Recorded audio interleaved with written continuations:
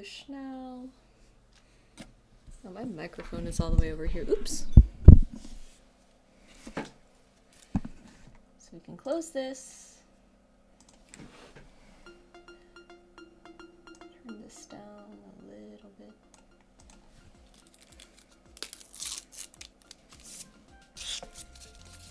Alright, I have no idea if anyone is actually here.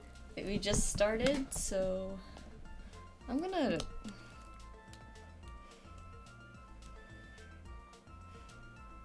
I'm just gonna go for it because there's 4 silly little guys here that we gotta get through. This was smarter, I think. Hey, Kira! My microphone is like picking something up and I don't know what it is, but I think it's, oh, let me do this. Oh, thank you. Thank you. Alright. So, we have 4 emotes here that I'm not really sure if I can even use because,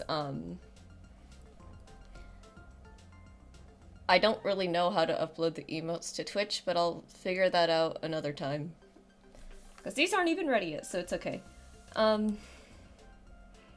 That being said, though, I think these are gonna be a bit small, so what I'm gonna be doing instead of drawing directly on this canvas, I'm gonna move it to another canvas. Because the last time I made an emote in like the 2000 pixel by 2000 pixel range, it was a little small. So we're gonna do this instead, and then what I'll do is I'll just copy the layer from here and we'll just paste it here. Yeah. So I'm sure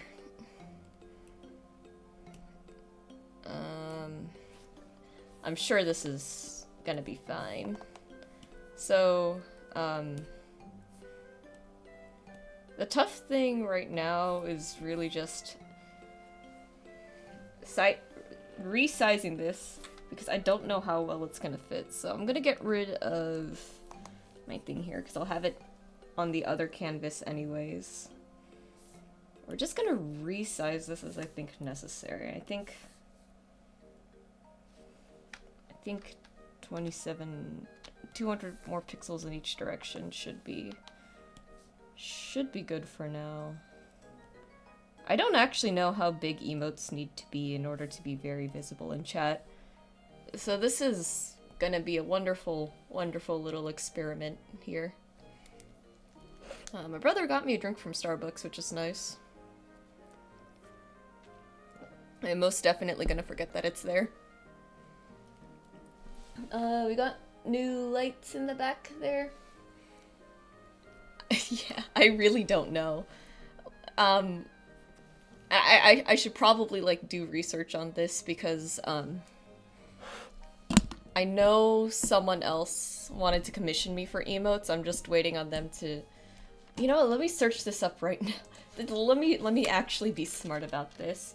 How big are emotes on Twitch?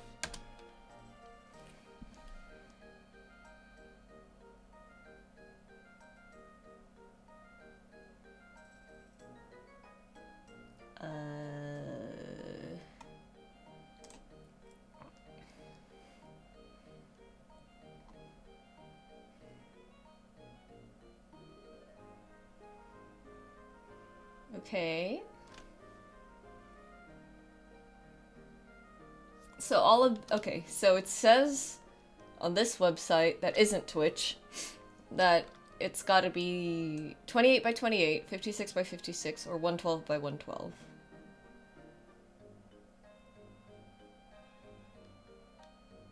And I'm working on a 2700 by 2700 can. Well, it's probably fine, because I can always resize it. It's probably fine.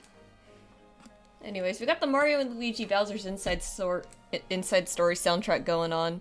Love that game to death. So, let's get started on this. get our stabilizer going, get our pen going, move the headset wire out of the way. And yeah.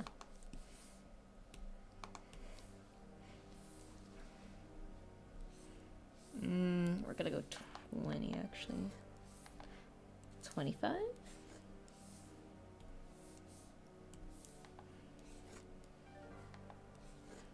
I want the outlines to be very like, there we go. Anyways, do I have any funny stories since the last time I streamed? I can't remember. Let's see.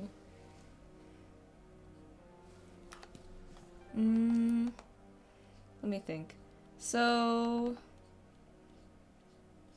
Friday was kind of wild. It was a little insane how slow the store ended up being because I was supposed to go in at 10, but I ended up going in at 1, so that's just a measure of how slow it was. Labor was still bad despite like all the rushes that came afterwards, which for a Friday is kind of wild. Let's see. I don't think anything too interesting happened at work aside from... I take it back. My manager and at least one other coworker thinks I'm hilarious. And this is gonna pair well with the emote I'm working on right now. So, I work at a Carl's Jr., you know, fast food. We're gonna get online orders, which I'm okay with, right? They're, like, kind of annoying because,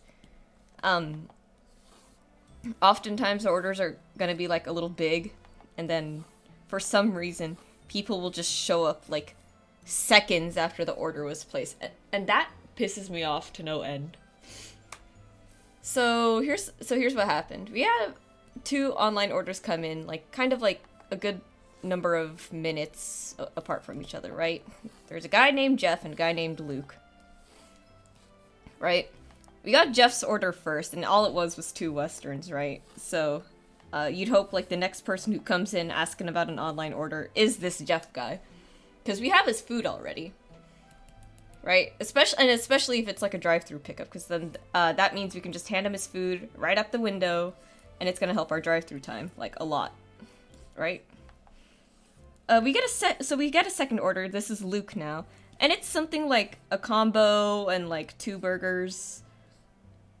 or like another side burger or something to that effect. It wasn't really that big of an order, but it's like, okay, well, we gotta get on that now because, you know, they're hypothetically on their way already. So I get the drink ready because that's what I do as the drive-thru leader or the window person. And, it's not very even. I have the drink in my hand now already, right? I have the straw. And then our little drive-thru alert goes off. And the guy at the speaker... Oh no, Johnny. That's so sad. I'm sorry your Pokemon cards were not, your Pokemon card packs were not, hits. We'll get him next time. Anyways. The drive-thru... alert comes on, and the guy at the speaker goes, "Yeah, I literally just placed an order under Luke." I look at the screen, right? Because we can see the order up there. The order, we had just received it like 40 seconds ago, and while it isn't like a big order or anything, while it's like we still have to make it. We got it less than a minute ago, and I was just like, bro. And we have like a policy too. We cannot park cars unless we have the next car ready. This guy's the only guy in the drive-thru, and I don't even know where the kitchen is at with his order. So I'm just standing there, in front of my manager and my other coworker. Like, I am going to shove this straw up this guy's nose. And they are just laughing their asses off. Because I had literally just, like, finished ranting too. Like, I hate when customers, like, place the order online and they're literally in the parking lot. Like, I know it says skip the line, but that is not how it works.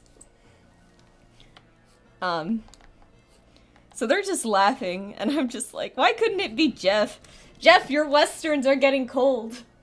And it's funny in the moment because you could just tell that I was like incredibly annoyed. Just like, guys, can you not do this at the store? Please. Like, this is... Yeah. And then we get a third online order, and like almost immediately, like as soon as we receive the order, the drive-through alert goes. So I'm just like fuming, like, Abram, like, third order, if this is you, I'm going to scream. Yeah, I just want to talk, except instead of a knife, it's me menacingly holding a straw now, because, Carl's Jr. is definitely a kids-friendly establishment. Yeah, so... I must have, like, the most insane, like, quiet, murderous rage face, because... Good lord. Of course I don't say any of this to the customer's face, that would just be awful. But yeah, no, the notion that, like, you... I love all, like, the fast food mobile app stuff. It's like, skip the... If you order online, you can skip the line. And then some people really treat it like, oh, I'm gonna sit in the parking lot, and I'm gonna order, and then as soon as I place the order, I'm gonna walk in, and they're gonna have my food ready. We just got it! If you, like... It's insane, because it's like, if you are going to place the order in the parking lot or in the drive-thru, why didn't you just come through the why didn't you just come to the counter and order? Or why didn't you just go through the drive-thru? Like, why? You still have to wait in line. What do you mean you didn't make my waffle fries in 5 seconds? Exactly! Oh my god, and then there are the Door Dashers who, some of the Door Dashers are absolutely insane for this. Like, we'll get an order, right? And it'll be a massive order. Like, some of them will be upwards of, like, $80. For some reason, the Door Dasher is there within 2 minutes of us getting the order, and $80 is, like, a big order. That could be, like, 6 combos for all I know, right? And they'll be like, is the food ready yet? How long is the food gonna take? Like, I don't know! Do you want to look at the 10 different combos that we have to make? Like, it's fast food, but it's not instant food. Just... And they act, like, so annoyed, too. Like, oh my god, I can't believe this restaurant is taking so long. Do you see? It's in list format! Yeah, if they want it faster, they can help cook it. Yeah! Yeah! Literally. Some people, like... There are obviously people who will be, like, mean, like, and angry up front to, like, a service worker's face. And sometimes at the store I get it, because, like, the store is definitely struggling, and it can be a little bit slow sometimes, because, we're in a constant state of being understaffed. Funnily enough, if food comes too fast, I get suspicious. No! And that's the thing, to be fair, I understand. Like, oh, why did that come out so fast? Sometimes I'm like that, but at the same time, it's like... Well, it's fast food.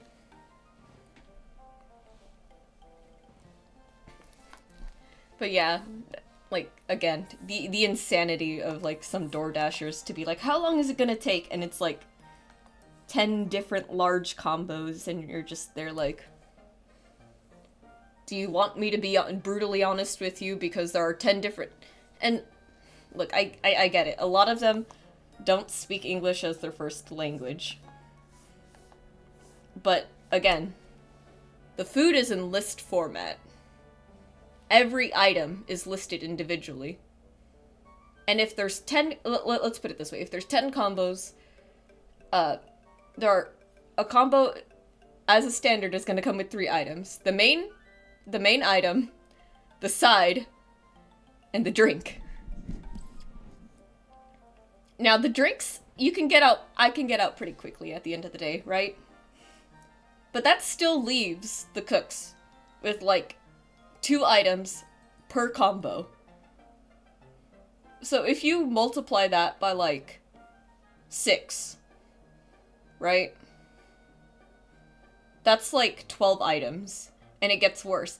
And then they still have to be like, well, how long is it gonna take? And the worst part, too, is that sometimes, as we get these large online orders, we'll get large, like, at the store orders. So people will come into the drive-thru and are like, okay, I want 8 large combos of the double western, and then I want 10 orders of the fried zucchini, or and it just keeps going. And then you're there standing like, what do I do? There's like not 200. I don't think I've ever seen it go that high, but there's like $120 order in the drive-thru. There's a $60 order in the dine, and then there's this other massive order that we just got online. What do you do? But just sit there and be like,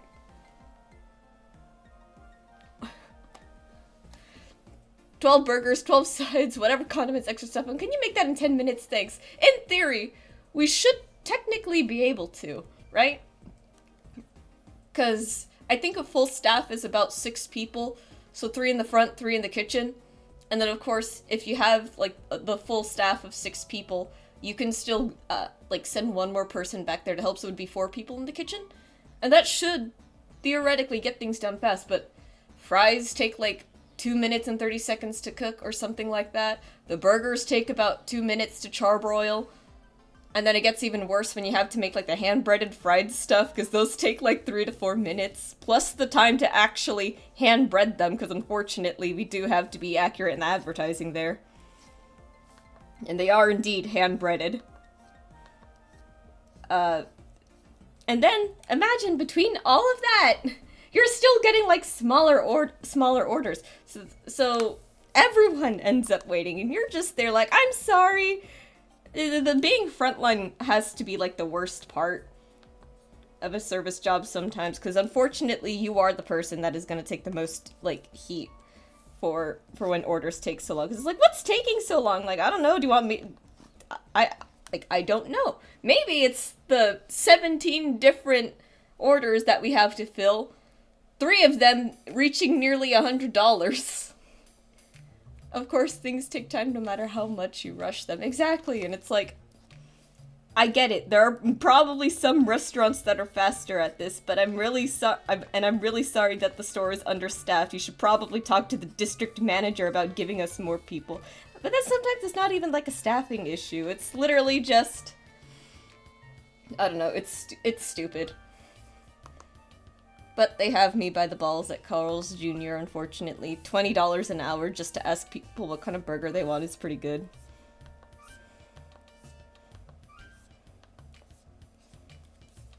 Anyways, that's the work rant of the day. Other than that, I don't think anything else too exciting, anything funny really happened. Like, other than that, it's like the Coke machine at the drive-thru broke again, so now I gotta walk I gotta walk around the counter and go all the way to the beverage bar in the dine and fill up the Coke over there. Meanwhile, another customer is ordering another Coke, so I have to go walk back to the counter. It's a whole thing. That store is in shambles. Carl's Jr.? We don't have that here, unfortunately. It's just a burger joint.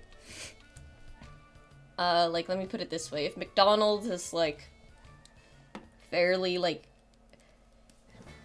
If McDonald's is gonna get memed on for, like, being cheap, adding, like, loads of preservatives and stuff like that, Carl's Jr. is, like, a small step above that. Like, the burger patty is a little bit higher quality, but that does not, that does indeed correlate to the insane prices, corporate keeps putting on us. Oh yeah, I think some of you guys might have seen me post about this on Twitter or Blue Sky. The other thing that is happening at the store is there's like a weird sports promotion going on for something. I don't really know what it is. But we have these drinks. They have like they're good, right? They're like these little like soda cocktails with pop and boba in them. Like, it's nice, right?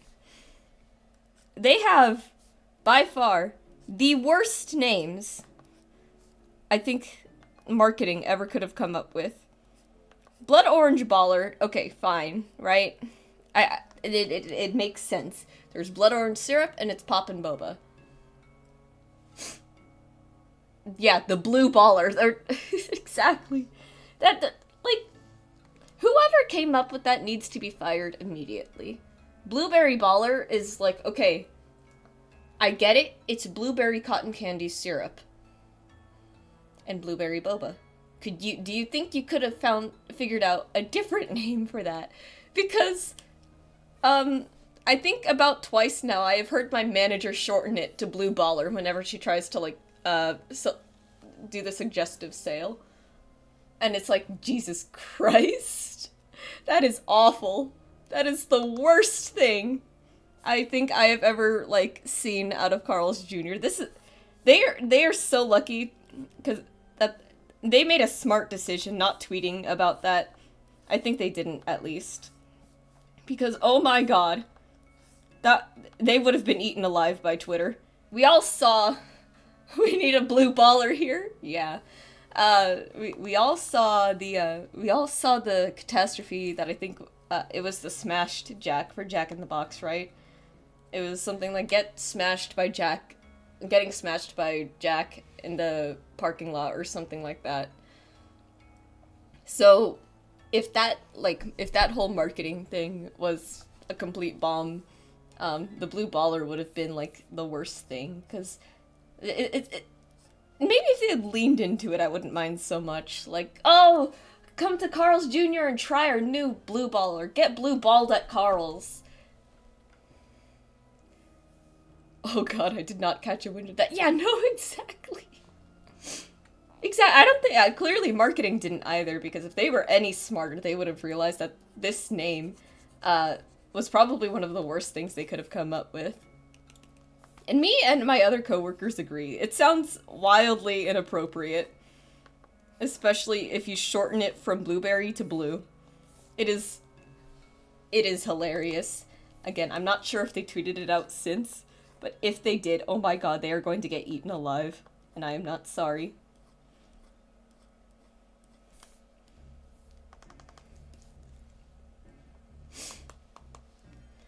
I do remember a Venom statue being advertised by the official account with "enjoy 19 inches of Venom."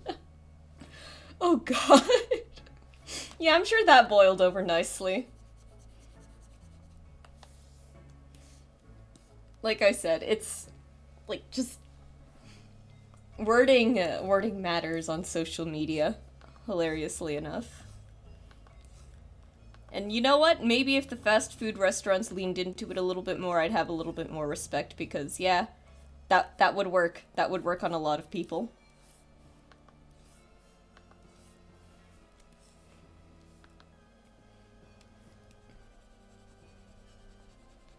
So yeah.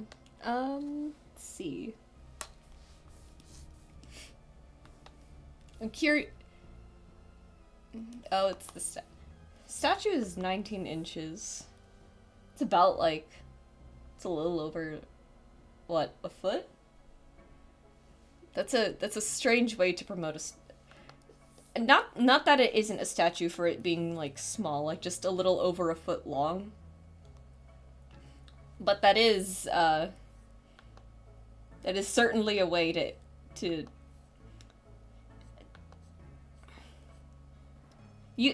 I'm surprised they didn't call it like a figurine. Maybe they did, but that is definitely one way to advertise it. They probably knew what they were doing.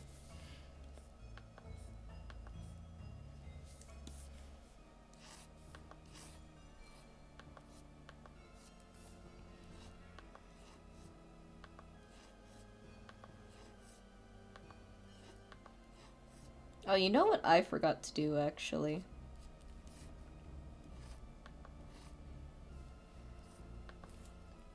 I'm gonna have to grab a color palette from somewhere to color this. I just realized I completely forgot to do that. So we're almost done with the ink here, so I'm gonna have to... Oops! They probably named it a figurine. My German kicked in there. Ah, yeah. Right. Okay, yeah, that makes more sense. And if they're it is 1.5 feet. I had to Google that. Yeah. Yeah, so it probably was a figurine. Let me real quick. I'm just going to open my laptop and get a file where like I have my Sona's color palette because I don't actually remember what values it was.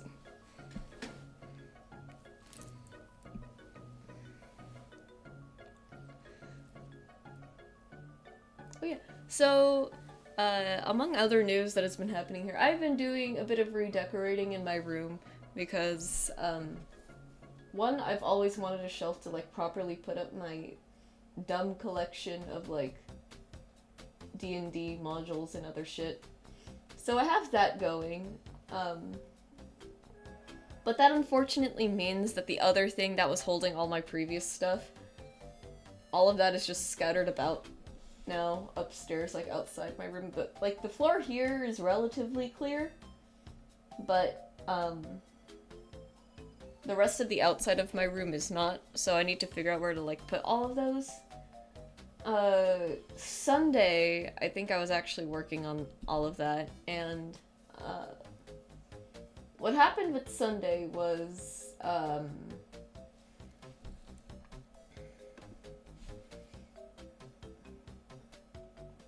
let's see. I had gotten a lot done on Sunday, admittedly. Like, a lot of stuff got reorganized, my desk got cleared, so that was really nice. And,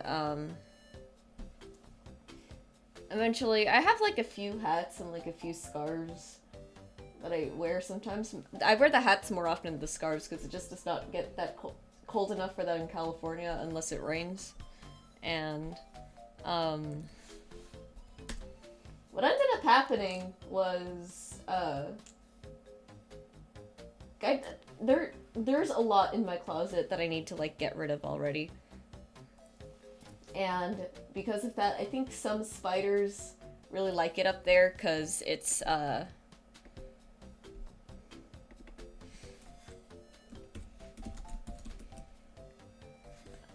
you know, it's, like, warm and cozy under all the clothes and stuff. The scarves included.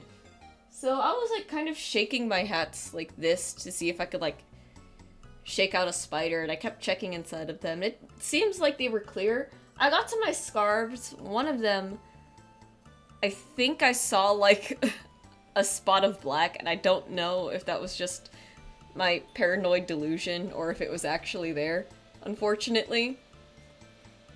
So I saw that, and I dropped it, and I ran out of my closet, and I just stopped cleaning for the day. So that was unfortunate. Anyways, I have a to-do list now written on some whiteboards I've attached to the wall, and it at the bottom of the to-do list for my cleaning, it just says, "Ask Johnny to check for spiders." The pain of having arachnophobia. It's not fun. Okay, so we have a color palette now. I put it on my cloud save on Medibang, so we'll just open that up when we need it. But yeah, arachnophobia is not funny, or it's kind of funny, but it's not fun. The worst part about it is that I'll forget how bad. As a fellow arachnophobe, I get you. Yeah. It's really funny though how often I'll forget how serious mine is sometimes. This one time when I was streaming, I used to actually stream like a regular like campaign of D&D like a year ago or something like that. And one of the fights that I had my players go up against were these phase spiders. And I had completely forgotten to like get tokens for this prior to the fight, I think. Or I might have needed like another one. I can't remember. So I opened... No, I remember what it was. One of my players had used conjure animals, and they had summoned a bunch of giant spiders. So I had to go get tokens for that off the YouTube thing. And when I say tokens, I mean the battle map was on Medibang that I'm drawing on right now. And that was how I did things. because I don't want to use like the websites or anything because I find them confusing. And I was just looking up giant spider D&D and all of the Google images. I was trying to find a good one and I was just looking through them. I was like, this is awful. Why am I doing this to myself? It was so bad. Yeah, I constantly I don't know what in my head makes me forget like these fairly important details about myself. But it does. And arachnophobia is just stupid too, because at the end of the day, I love spiders, right? I think they're really cool. I think they're fascinating. I had a... I thank you for your condolences. At the end of the day, I really do love them, because I think they're really cool creatures, and I love that they're kind of like little pest control trappers. They're really good to have around the house. You know, the stupid thing about arachnophobia is that I'm not even scared that they're gonna bite me. I'm just scared of their appearance. And the way they move and everything. I think, genuinely, the only spider I am not scared of are jumping spiders because they're so cute and they're so smart. I was just reminded of this, like, the other day too, because I got like a video about them recommended in my YouTube shorts. They're so cute. I think what it is for them is that they're unlike other spiders, because like other spiders, they're relatively stationary. They stay in their web and they're trappers at the end of the day. They don't need to have good eyesight because they're gonna rely on the vibrations of their web to know when prey gets close. Jumping spiders are entirely different in the fact that they're hunters, right? So they're brave little fuckers because they will look at the size of a creature and go like, yeah, bet. And they will try to take it down. Within reason, obviously, right? But because they're hunters, I think their eyesight genuinely has to be significantly better than most other spiders. Like, tarantulas are big, but they're, like, blind as fuck from what I can tell. But jumping spiders, they see you. They see you. And the cool thing is that people who keep jumping spiders as pets, they recognize their owners. And it's so cute. Like, they look with, like, their big eyes and everything. And, like, their little, like, pedipalps or callicera or whatever they're called, like, they'll go like this, and it's like, they're asking for uppies, and it's like, it's the cutest thing in the entire world. And I love jumping spiders to death for that. I kind of want one as a pet, but I feel like I'm too scared of losing it. Because we also have dogs. So, it'd be kind of crazy. But yeah.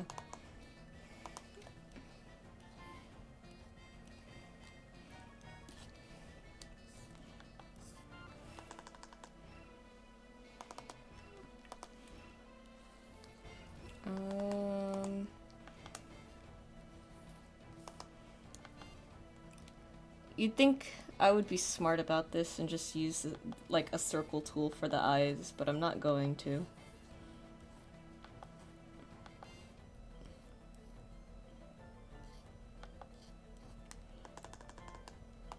No, that's way too thick.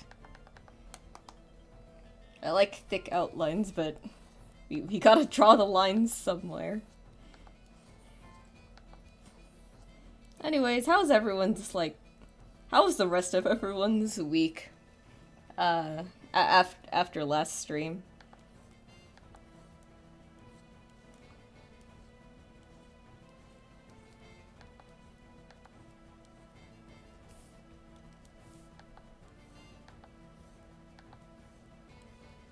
I know my week was, like, mostly uneventful.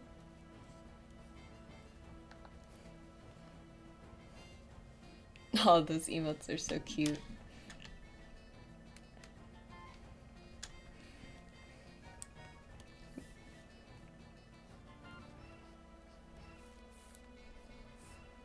Let's see. Is there anything else that I did for fun? Let's see. Johnny and Clive got sick. Actually not that bad, but still. Yeah. I don't know. Sometimes it feels like autumn comes around and suddenly life things are just a lot harder for some reason. I really want to blame that on like the fact that maybe a lot of people go to like school still, and it's like it's midterm season for a lot of people. I know a lot of people get like seasonal depression and stuff like that. I remember for me like when I was back in school, autumn just felt like brutal, like no matter what, whether it was high school or college, because it was just I don't know what it was, but it was just bad. It doesn't feel like that too much anymore, though, which I appreciate. I don't think I have a seasonal depression thing. I think it's just mostly been like coincidental. I think for me it's just colder, so I get sleepier because the blankets feel so much nicer.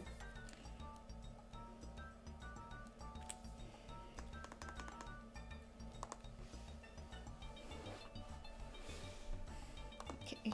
I don't normally like doing the eyeball over the hair thing, but I feel like I might for this, just because I've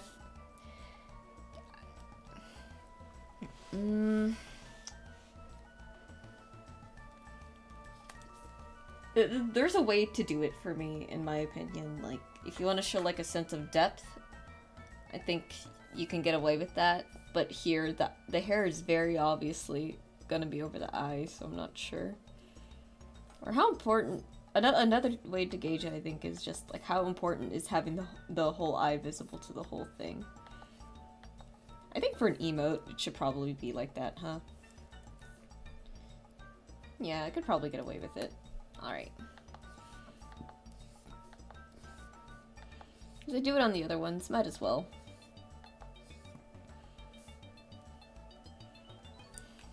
Some people say it's like an anime thing to do the eyes over the hair like this. But based off of other things I've seen people say, I think it's just an animation thing. Something I do with my art typically, especially in like my main actual style, I will, if I think hair is falling over someone's eye, I don't draw the eye over the hair. But something I will always make sure is visible at any given point in time, depending on the piece obviously, are the eyebrows, because eyebrows, for my style at least, is incredibly important to like the expression of a character. So I think obscuring those, just kind of, what's the word? It kind of like muddies the water and like what it should actually look like. So that's why I do that. But I understand if people don't want to do that. Sometimes it's just not part of the style, and I get it. But to call it an anime thing, it really isn't. Like, if not the eyebrows really selling the expression on somebody's face, it is definitely the eyes itself.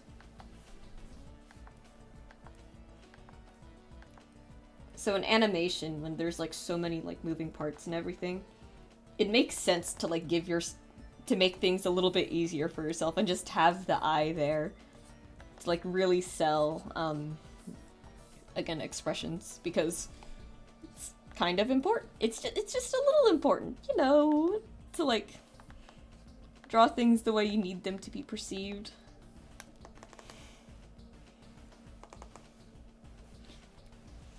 Which I think is just an interesting art thing. It's not an anime thing, it's an animation thing. So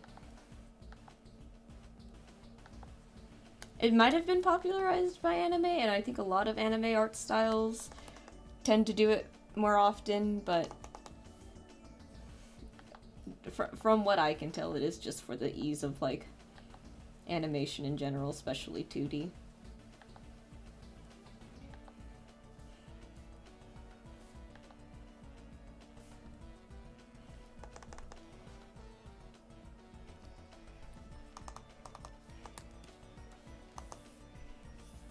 see, and then we draw this.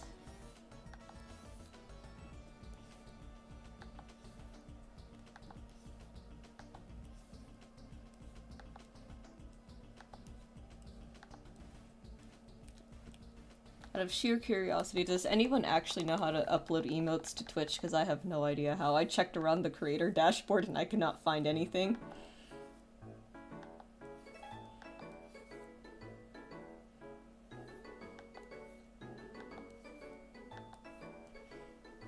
I think the emote is coming along nicely and it will see plenty of views. I hope so, because I have a ton of stories that I think warrant this kind of response right here. I wish my camera could be a little bit lower so you guys can like see all the hand motions I'm doing. But yeah.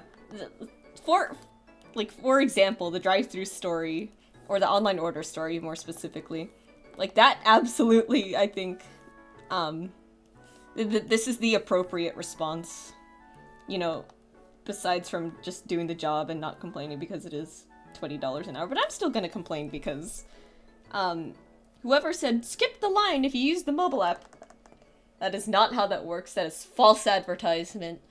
You're still gonna have to wait in line, especially if it's a drive-thru, because if you happen to get there and we're unfortunately backed up on orders, you're still waiting in line, sorry.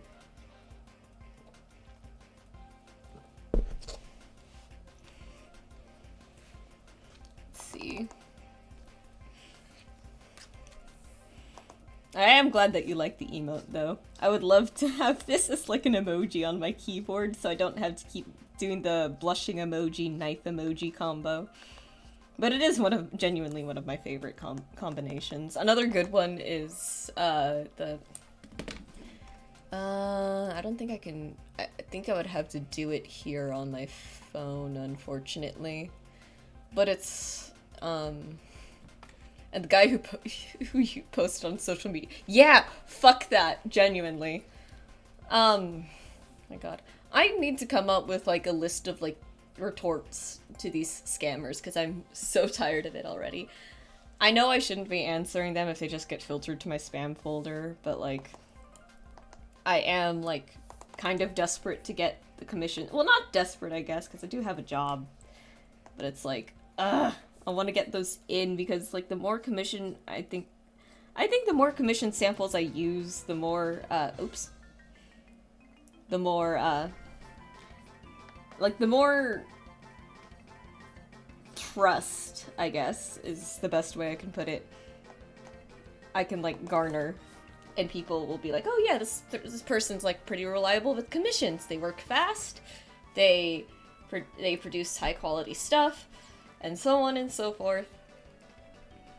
So I kind of want to, like, answer these out of hopes that maybe one of them is legit. None of them have been recently. I personally am just, like, tired of it. I don't know if I'm gonna answer the next scam bot. Again, I probably will, just because, again, I feel like I kind of need to right now, because I really do want to get, like, more commission work done. And I'm just not getting commissions, which is fine. Again, I have a job. I'm not hell-bent on this. Like, for example, Twitch says I'm at about 49 followers, so that's like one more, and then I get the affiliate invite. I'm not sure if I want to take that up, because, one, I don't like the idea of people sitting here and watching ads on the most low-quality content, I think, ever produced, and two, if people somehow sub to this or cheer bits for this, I'm gonna feel really bad, because again, I'm not really doing anything that I think warrants getting paid other than just, like, hanging out and chatting, so... If other streamers want to, like, do the whole sub thing and everything, that's fine. It's just me personally. I'm gonna feel bad if people sub for this, so I probably won't be taking that invite, but it is cool that we're almost there. Because the other thing too, I don't know if you can turn donations and stuff off. Because I know on YouTube, because I watched the Wendigoon streams, I think for, like, the beginning of stream, I'll have the donations on and everything, but after that, he can turn them off. That's okay, it's not your job after all. Yeah, exactly, it's not my job. I'm not gonna worry too much about monetizing this. Especially since the rates aren't this great. People are supporting the giant corporation more than you. Yeah, exactly, so I'm not really concerned about it. If I get, like, if I get more people, I think that's probably when I'd turn it on, because it's like, okay, well, if people are actually coming to this, might as well do a little bit of something on it. But then it's like, I think I would rather than move to YouTube, because at least I can turn them off after a bit, because it's like, okay, that's enough. You guys don't have to do that anymore. Please stop. And again, the way I'd rather make money off of, like, a little community is just through commissions. I want to be able to, like, give something back if I get money in return. Which is why I'm not great with receiving gifts too, as it turns out. Oh, I feel so bad. I feel so bad about this. My game store, I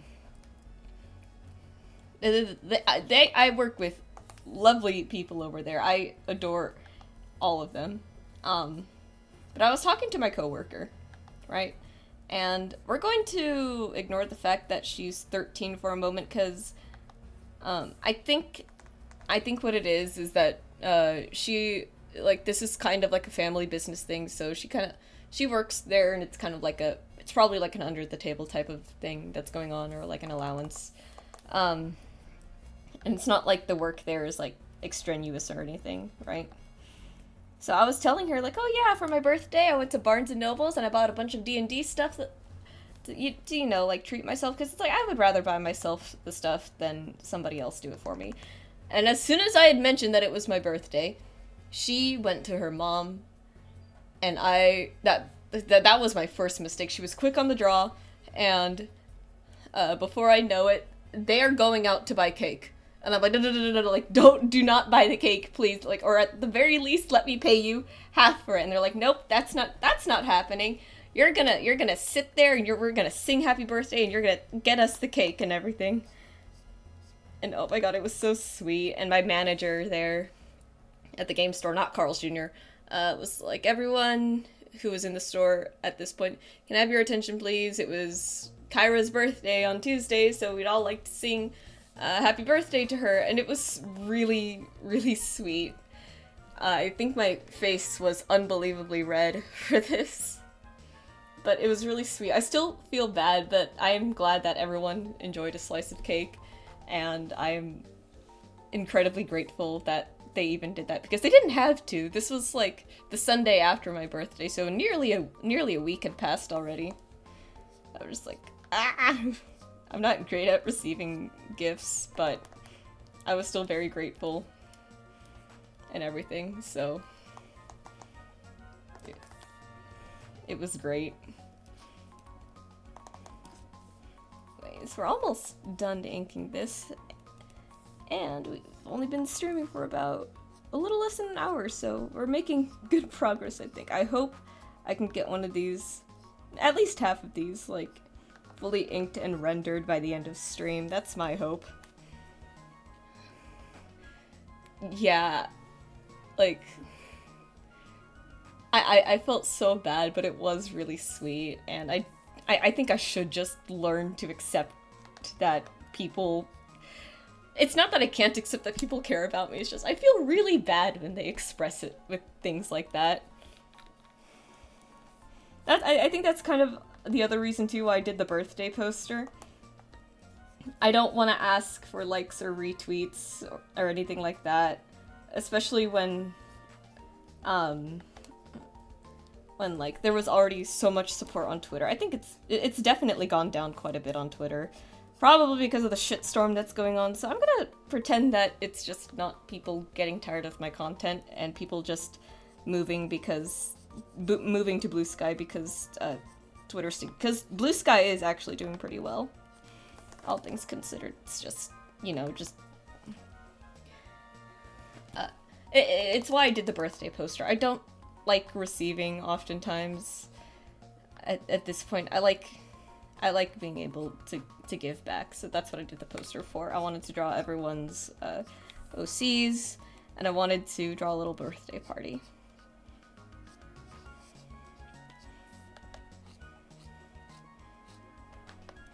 Yeah.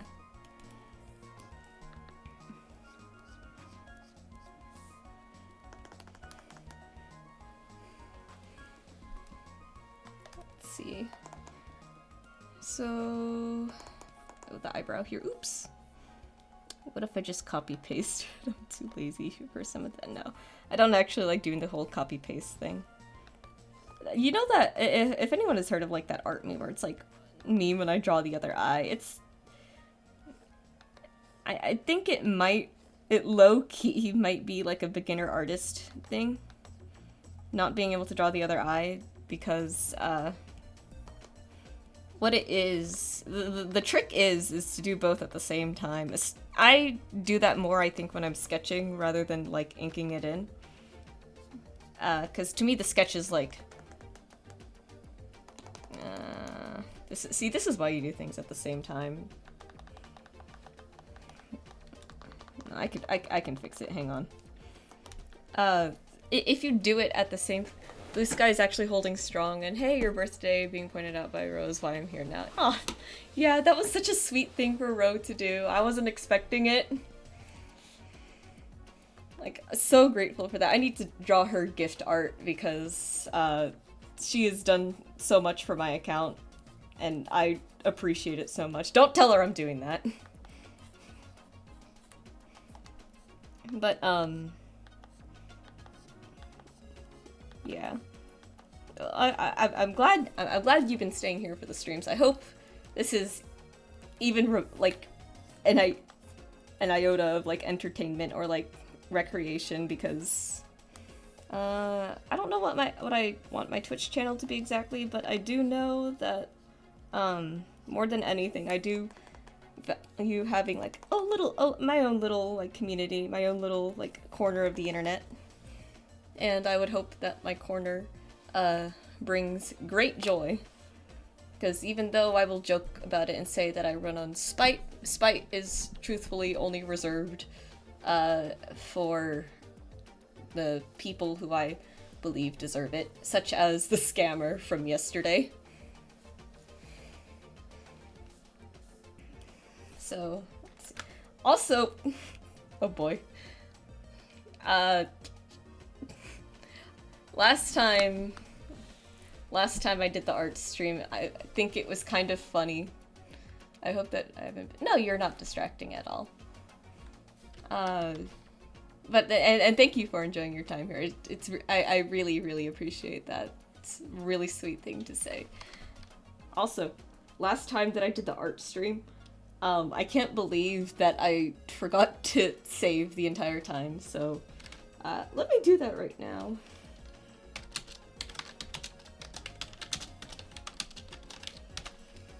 I'll do that. I'm not gonna cloud save this one just because that is indeed a good idea. Yeah, I didn't save the entire time I was drawing last stream, and I only realized, like, after it. I didn't.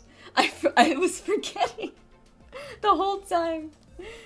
Usually I'm pretty good about that, but I think all the talking for streaming does make me forget. But it's okay. Medibang didn't crash, and to be fair, my experience with Medibang has been generally pretty good in terms of, like, not crashing and everything. I think the only time that it was really happening was because the name I had given a file, I don't know, it had like an underscore or something in it. It didn't like it whenever I tried to save it, so I just changed the file name and it worked just fine. And I've never had, like, that was the only time, I think. Maybe there might have been one other time, but that was, like, really the only time where I think Medibang was, like, being buggy with me. Other times, incredible program, super stable. It keeps up its performance, like, really well, even as, like, art gets way more complicated, and believe me, it does get super complex sometimes, so highly recommend this. It's free, and the brush library that they have down here where you can add stuff from their cloud. If you just go to usable, because a lot of this is going to be locked behind premium, but if you just go to usable, they have a really good starter brush library at the end of the day. And it's like, I don't understand. People, my cousin used to. That is still brave, but hey, props to Medibang for being so resilient. Yeah, my cousin, I think, used Paint Tool Sai, because to be fair, their brush library is even bigger than Medibang's, and I understand that having a lot of brushes is super helpful. But it's not like Medibang doesn't have it. You just kind of have to go download them, and you can still make it yourself at the end of the day too. And also, not to shit on other art programs, because I still, you use what works for you, right? I use Procreate, right, on occasion. Sometimes I'll finish out a whole illustration on there, and I don't really have too many qualms with Procreate other than the fact that sometimes the UI is a little confusing. But I think that's just a byproduct of me being used to desktop UIs for so long, especially when it comes to drawing. One of my things with Procreate, yes, insane brush library when you download it, full of great brushes to use. When am I gonna use 90% of them? Right, and I don't mean this in it's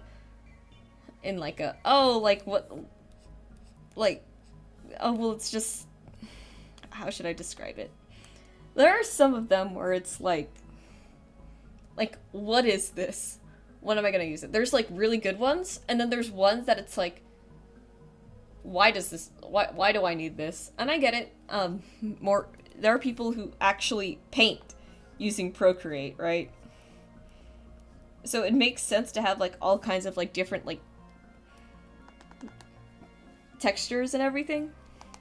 But god, some of them are just so why? You're probably never gonna there's for something hyper specific. Yeah, exactly. They have a lot of things that I think are very hyper specific, which is a good thing for people who draw more with that stuff. But I don't actually know how common that is. Another issue that I have with it too is this. So the way they do brush sizes on there, it's a little slider, right? I take issue with the way they do this for so many reasons. It's not like over here on I'm circling it with my cursor so you guys can actually see it instead of me vaguely gesturing. There's this, right, which is all set sizes, and it is consistent throughout every single canvas you use. These are pixels. I believe it's in a radius. It's either radius or diameter, I can't remember actually. But it's one of those, and basically, this brush at max is gonna be 30 pixels wide, for example. Let's say the diameter is 30 pixels, right? On Procreate, they use a percent system. So if your canvas is 1000 pixels by 1000 pixels, and you want your brush to be 10 pixels in diameter, you have to set your slider to 10%. So your brush size is going to change depending on the size of the canvas. 10% on a 1000 pixel canvas is probably 20 pixels on a 2000 pixel canvas, which I think is kind of crazy. It's something like that. I can't remember the exact math because I'm not great at math anymore. I used to be. But it's why not just have this makes like, having, like, brush sizes you can select like this makes so much more sense to me. Because it's going to be consistent, and after a while you are going to be able to predict how much... That is what you get in our program form, to math out exactly what you need. I mean, it's not like you can't, like, eyeball it and, like, figure out, like, which one you want. At the end of the day, it does sort of work out on Procreate, but it's still crazy to me, because it's like... That's such a strange way to do it, in my opinion. But it works. It works. I'll give him that. I just like this so much better because I don't have to guess how big the brush is gonna be. And and then because of the percent slider, this is the insane part to me. Those really niche texture brushes that I mentioned, right? You can put it on like 5% and it'll take up the whole canvas, no matter like what pressure you're putting on the screen.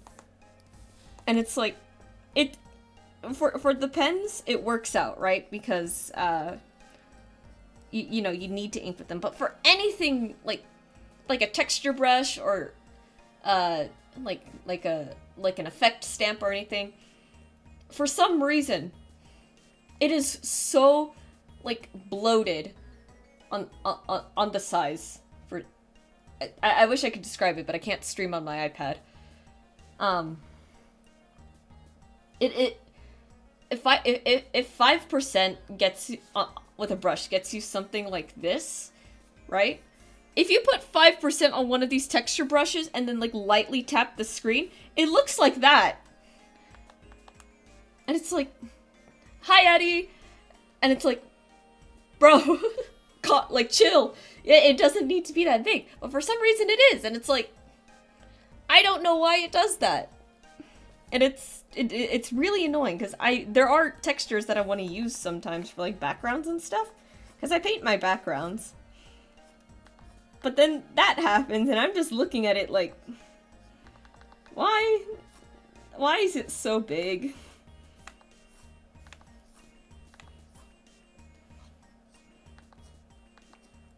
It's strange.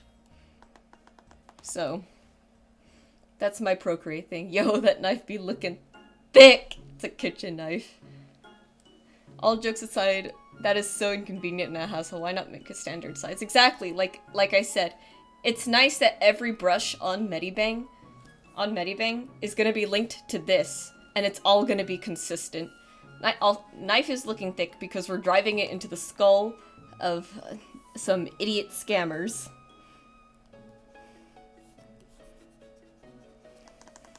Also, I think this is just like the standard size of a kitchen knife, no? Is that for the spam texters looking to deposit 3K in my bank account? Yeah. Here's the plan, guys. We're going to accept the 3K. We are going to use 1,000 of it to hire private investigators to find out where these scammers live. We're gonna use another 1,000 or so to fly to the location where the scammers live. And then some extra expenses will be used here and there. And then we're gonna use $3, convert all of that to pennies, fill a sock with it, and then beat the scammers to death with it. I think that is the appropriate answer to, what would you do if I put $3,000 in your PayPal right now? That. Exactly that. I am a creature that runs on spite, and that spite is entirely directed to shitty scammers, because they deserve it. Yes, I think that is acceptable. I think it's very acceptable, yeah. Scammers are so stupid, because I should probably use my pen for this, because we're gonna do this real quick. And scammers, that leaves $100 for cat food. Yeah, yeah, of course. Or the cats will never go hungry again. Scammers are so, like, they piss me off so much for a number of... What is this folder? Oh, it's that. So that's the shadows. That's something else, and then I need to... I want to get rid of the rim light. Which layer was that on? There we go. I'm gonna do this. Oops. Let me save too, now that the outlines are finished. Scammers piss me off so much, because the people they target... That leave some cash for a quick bite to eat before we head back home. Yeah, we'll definitely save enough for tourism too. We're gonna tour whatever country that they're from, and then we have all we've allocated. This is the most important part. We leave $3 so we can convert that to 300 pennies, and we stuff it inside a sock and beat them to death with it. That's all we need. Costco hot dog, real. But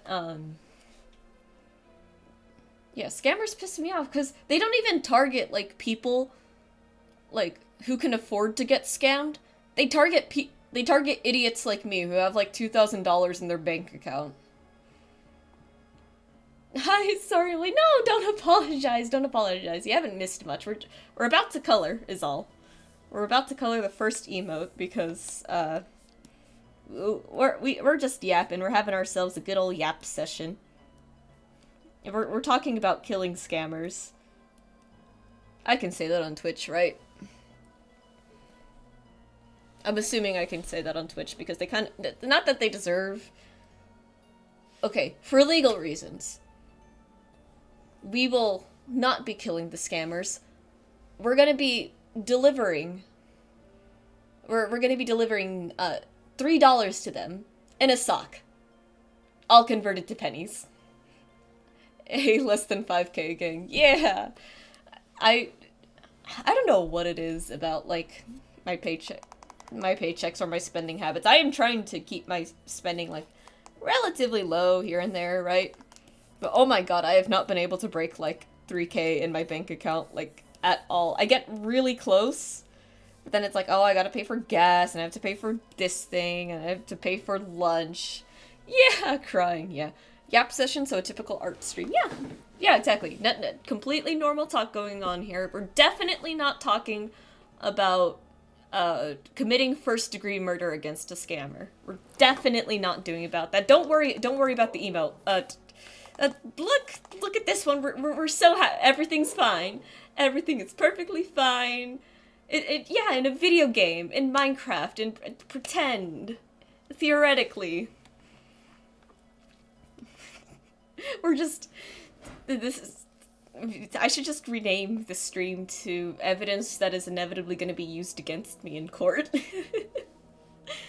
No. Yeah, obviously I'm not going to do that because, we can't do that because then we'd have to accept $3,000 from a scammer. And we all know what that means. Spite stream. Yeah. I'm glad the spite stays in, like, the angry Twitter DMs that I send to these scammers and not anywhere else in my life. And Carl's Jr., but Carl's Jr. doesn't count. That came with the territory of working a fast food job. I need to start taking commissions because I'm in the less than 1K gang. Oh my god, Nikki. I believe in you. You are going to get those commissions. Your art is beautiful. I saw your profile, your redraw of my profile picture. I absolutely love it. I think I was going to make it into my profile picture, but I think you mentioned something about it and I couldn't remember what it was, so I was just like... I love it. I have it saved on my phone and I look at it and I'm like, oh my god, this art is beautiful. Yeah, thank you so much for that.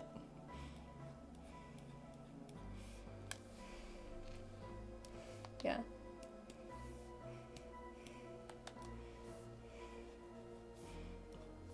I swear, the funniest thing about the scammers, too, is that they'll be like, what's your PayPal information? Ah, thank you, Nikki. I will probably change it after stream.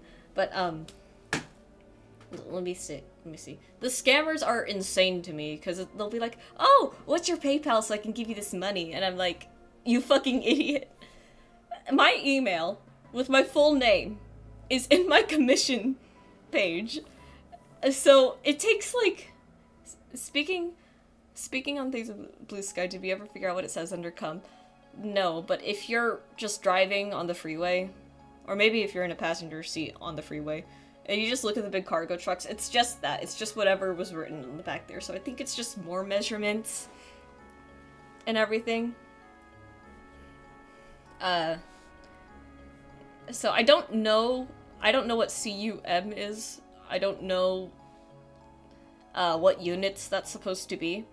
But I'm pretty sure it's like weight units or something, like a carrying capacity. Cubic meter. Ah, okay, so it's probably like the size of the thing then. Or something, I don't know. Or the volume. It's probably volume, I just realized we're talking like cubes and stuff. Yeah, I have a comp sci degree. I definitely know how to do math, and, God, I have a comp sci degree, and I do absolutely nothing with it because of the shitty college experiences I have had. Oh, this is actually a great time. This really is the spite stream, huh? You guys want to hear about something really spiteful? It's probably cubic feet under it, but I like to think it's Dade's shipment of leather cuffs. Yeah. Yeah, it probably is. Who knows? You like math, and I have just the art program for you, where you have to calculate the correct brush size. Exactly. I know it gives a preview on the slider, but like, it's such a hassle. Yeah, you guys want to hear some real spite though? Because this was probably the pettiest thing that I think I've ever done.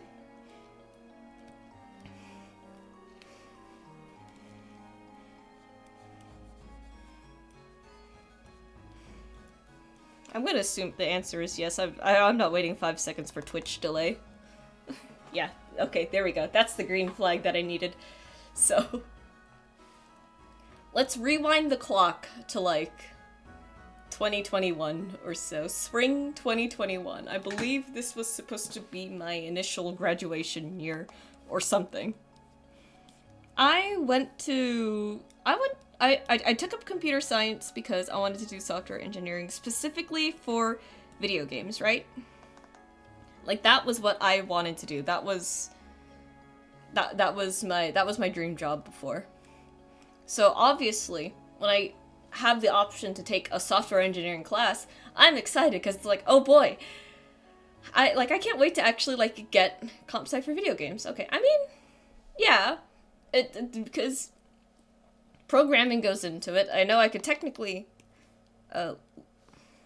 yes, the video is still going. Oh my god. YouTube, stop doing this to me. Stop pulling a Netflix. Anyways. Oops. So I'm excited to take the software engineering class. Now, mind you, this is 2021, right? So world still hasn't quite come out of the pandemic yet. And there's a bunch of hybrid style classes. If you don't know what that is, all it means is like like you can either be on the Zoom meeting or you can be there in person. And we'll just stream like the in-person class to the Zoom, right? And that's gonna come into play later. So first session of class is gonna be over Zoom, and we're there. We have our class Discord because, you know, that became huge in the pandemic. And the funniest thing, it was nice getting like initially like hopping into the server, because you can see everyone's like super chill. Everyone's like everyone's a homie, right?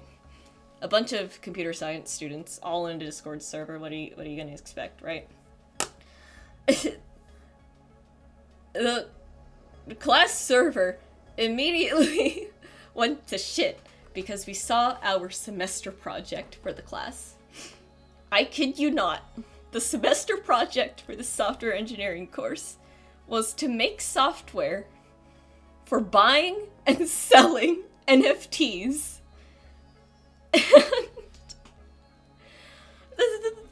The class reactions were as one might expect. Yeah. Yeah. Sudden relevant emote. Yeah, it was bad. It was really bad. The general chat was just full of like, bro, say psych right now. Like, he can't be serious. He can't be serious about this. Report the professor to the dean and have him fired. Oh, don't worry, we did far worse than that. So, you know, that was like the first day of class. Not the best first day, but it was funny, right? And I'm like spamming, like sending it to my friends, like, bro, like this can't be real, right?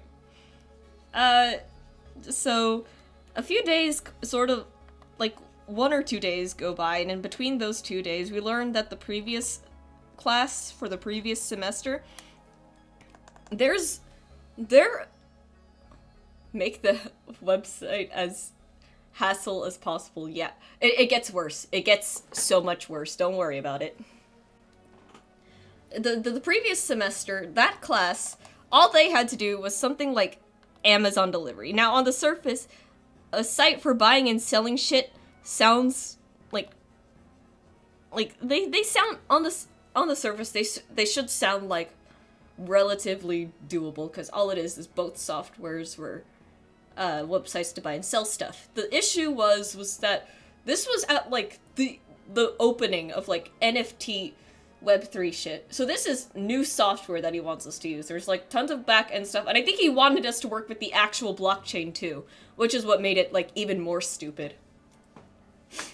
So to say that this was a classroom full of disgruntled, angry computer science students is an understatement.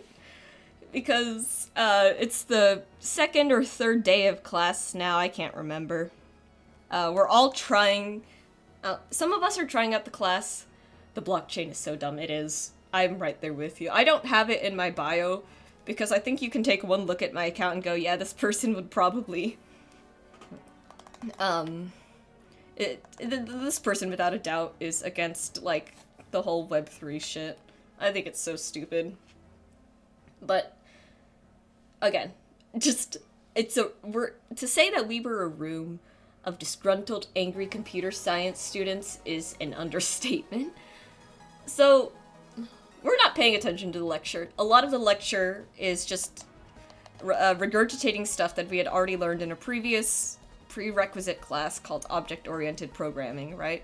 A lot of us already know about development cycles and yada yada yada, so we're not listening. And we're all kind of just memeing in Discord. We're making emotes for the server, and we're kind of like poking fun at our professor, because, you know, everyone's wearing a mask, he's wearing a mask, and the mask is like tugging at his ear for some reason. And at some point, maybe I should open Discord and see what happened exactly. At some point, I was like, you know, I think he has a picture of his profile on Canvas is actually a file in the class files. Right? So I can literally take the image. I was able to take the image and just put the image into the class server, like the actual, like, file itself, right? Immediately becomes a Discord emote. And, oh my god, I need to... I don't know if I should show the professor's face on this, but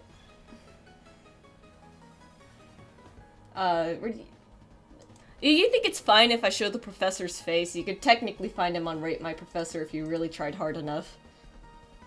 But I don't think anyone's really like that serious about it, right?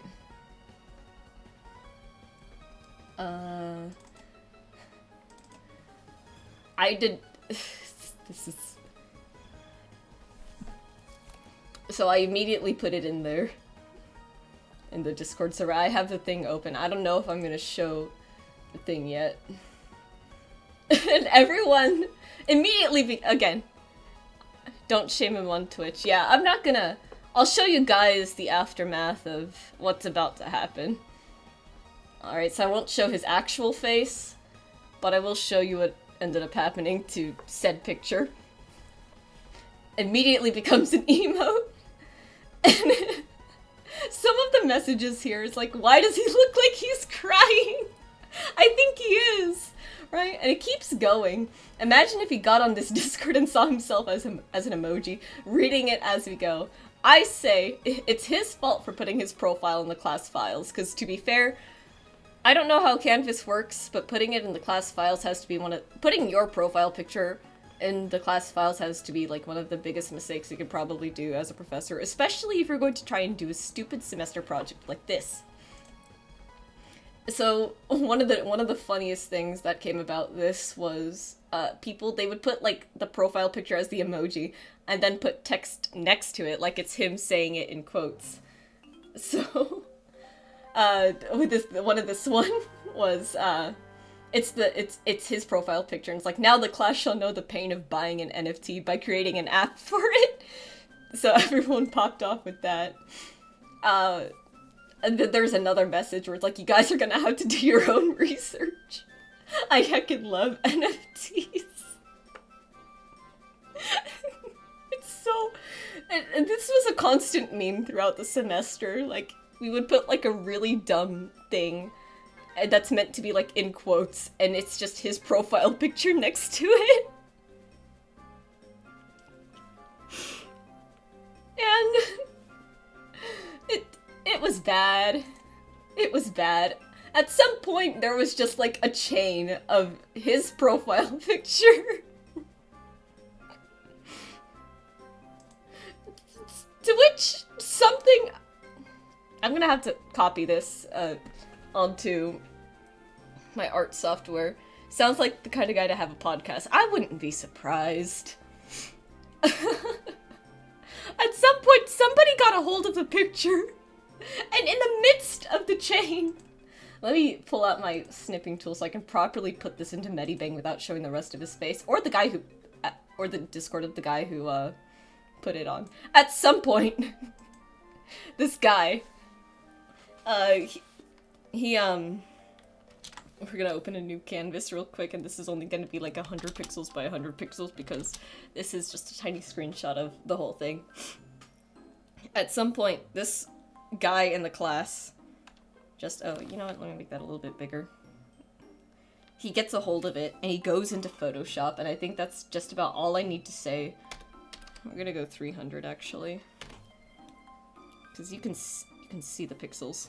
Okay. At some point, this image... I love Photoshop. I do too, because we get things like this!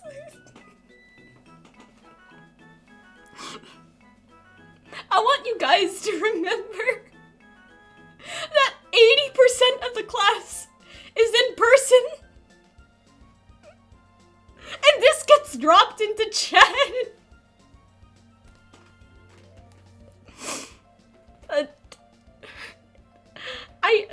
Class periods are long, right?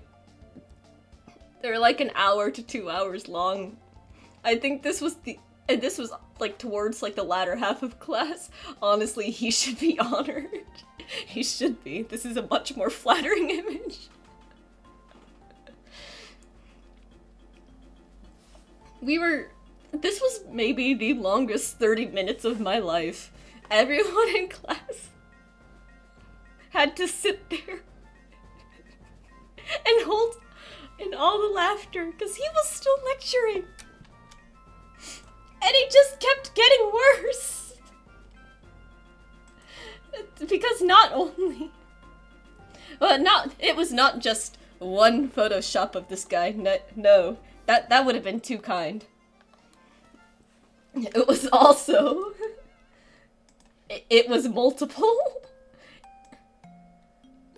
Oh boy. Struggling to survive the last few minutes of class. You don't understand how hard everyone was clenching when this...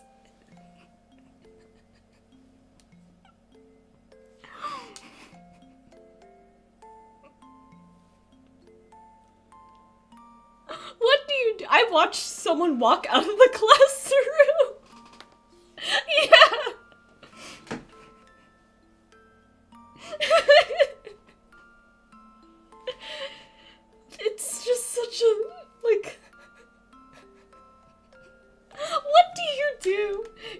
situation. It just kept getting worse and worse. There's another edit here. What? Like... Leave class! Right?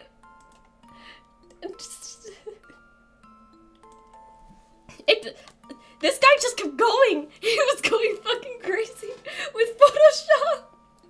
And I'm there like, I'm so glad I chose to sit in the back of class because I don't know. Someone definitely left. I wish I was online for this session. Again, longest 30 minutes of my life. It just keeps going. There were so many of these. Now, the COVID mask was such a blessing. No, it seriously was. Now, do I condone cyberbullying? No. But, at the very least, this was just kept to a class Discord server for the most part. And I am not showing this guy's name or his original profile picture. Because I don't think you guys should be able to find it based off of, like, the horrendous, edits that were made. It was so... This class single-handedly ruined the software engineering experience. That second one really took me out exactly. Like, what? And you need to do this for your emotes, yeah. It's a good thing I have these saved. We'll definitely throw in some of these. Honestly, long professor!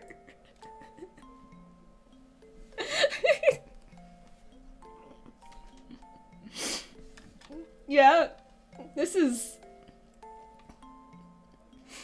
I don't even know. There is no lesson to be gained here, aside from...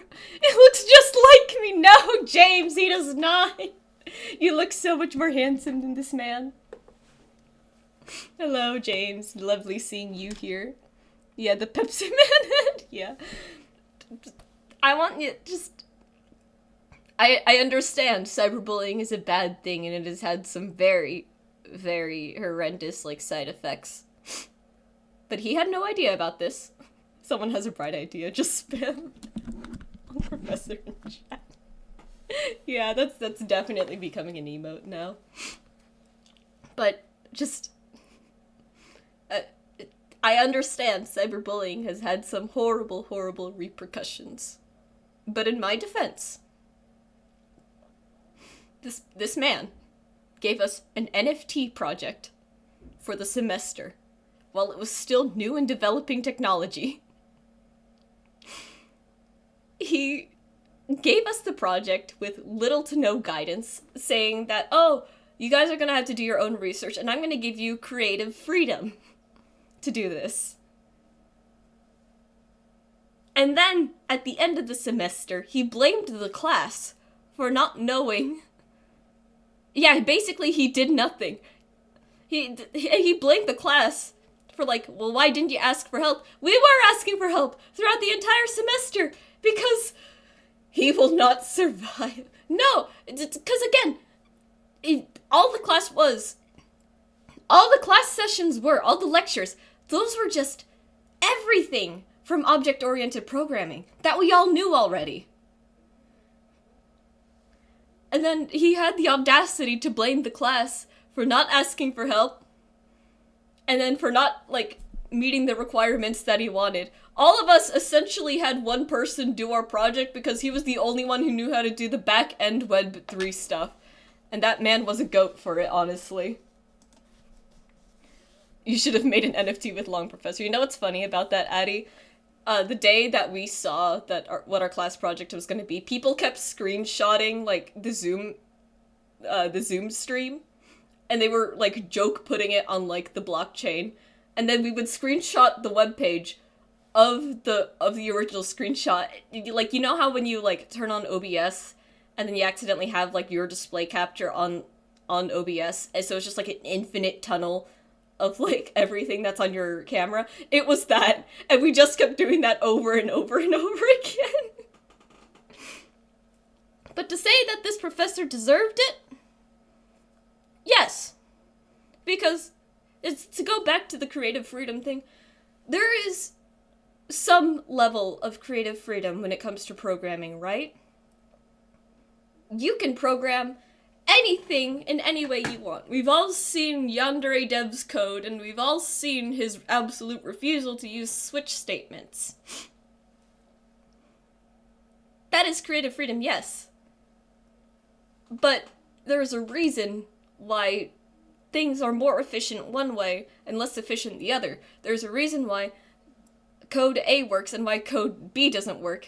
Oh, you're finally in school for game. Ah, that's great to hear. I remember you saying that you wanted to get back into school for that.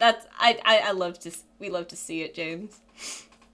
He's working on grinding NFT research from his students instead of his TAs. Yeah, basically. But like, there is maybe a mild degree of creative freedom when it comes to programming. This man just said, make NFT software, and then let us run wild. All we got were NFT spoofs of his face. Yeah. Again, do I condone cyberbullying? No, but this was deserved, I think, for the personal attack against me and everyone else in the class. Do I feel kind of bad? Not really. I'm pretty sure he doesn't know, like, what we did, and having your final project on something that's not even established software is brave, regardless of NFT or not. Yeah, exactly. And then having absolutely no guidance for it whatsoever. Like, what was this man thinking? I'm curious to see the Rate My Professor now, but I'm gonna put on some, like, soundtrack stuff real quick before we continue. I think the Borderlands 2 soundtrack will be good. Just jumping on quickly, listening to the background and getting ready for the working day ahead. Hi, Hecate! Alright, that's... Alright, well, wonderful that I can start your morning off with this beautiful, beautiful NFT rant that absolutely has me livid. I've been playing Hollow Knight, by the way. Ooh! How are you enjoying that?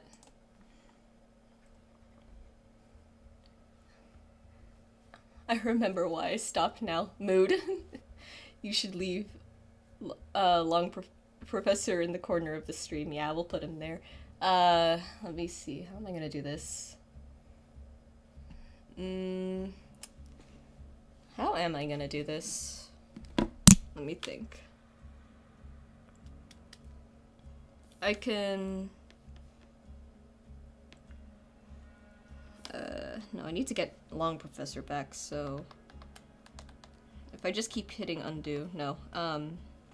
Okay, let me go fetch him again. This game is going to be the death of me. Yeah, Hollow Knight is tough when you start off, especially because you don't have like all the game abilities. All right, how am I gonna do this? By the way, I have all, like, the very relevant Discord messages and everything in a folder called Brighten Your Day on my Google Drive, because every time I tell this story, it is the funniest thing that has ever happened to me. Alright, so we'll screenshot this again. Oh. Here we go.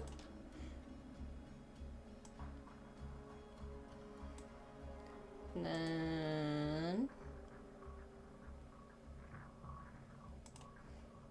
if you like, I can make a transparency vlog with Professor like Mustarian. Yeah, if you really want to, go ahead. Let me see. How am I going to do this? Can I copy paste an image into the... I cannot. Alternatively, what if I just open this? No, don't add a comment. Open a new window. Here we go. No, this is the wrong one. Hang on. I think this is by far one of the best tangents I've ever gone on stream. Open in new window. And we just zoom in.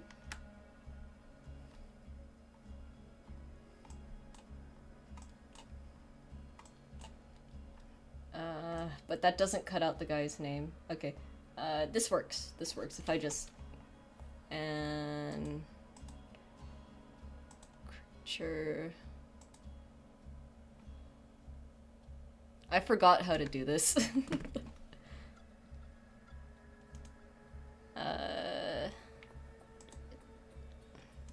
I mean, correct me if I'm wrong, OBS, but wasn't this previously, like, on my web browser before?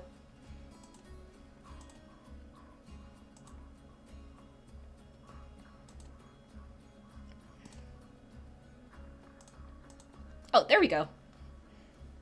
Yeah, this is the best I can. Oh shit. I think this is more or less the best I can do. I can probably zoom in a little bit more. Yeah. I think that's appropriate.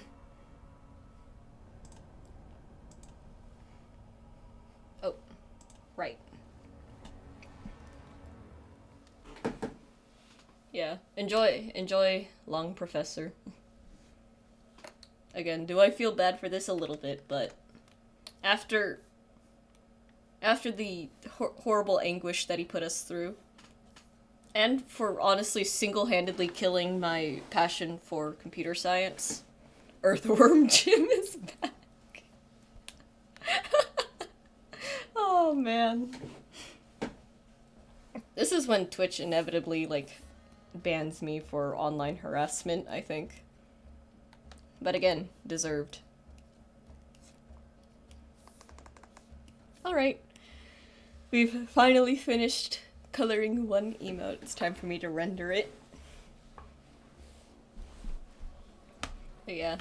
By the way, the name of this emote I think is... I think everyone in chat probably saw already, but it's called, I Just Wanna Talk. Because that's usually what I write whenever I put in those two things. The other ones...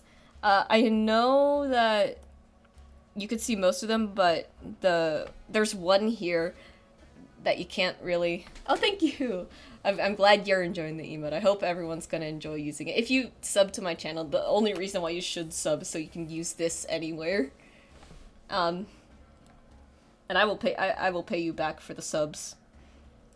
But I like this one, the name for this one, because it's just called Pretend I'm an Asian Food Mascot. Which probably only makes sense to me and my brothers. I don't know if you guys have seen, like, Asian food mascots before, but some of them are like, hello, Jollibee? Don't say less. Are you also Pinoy?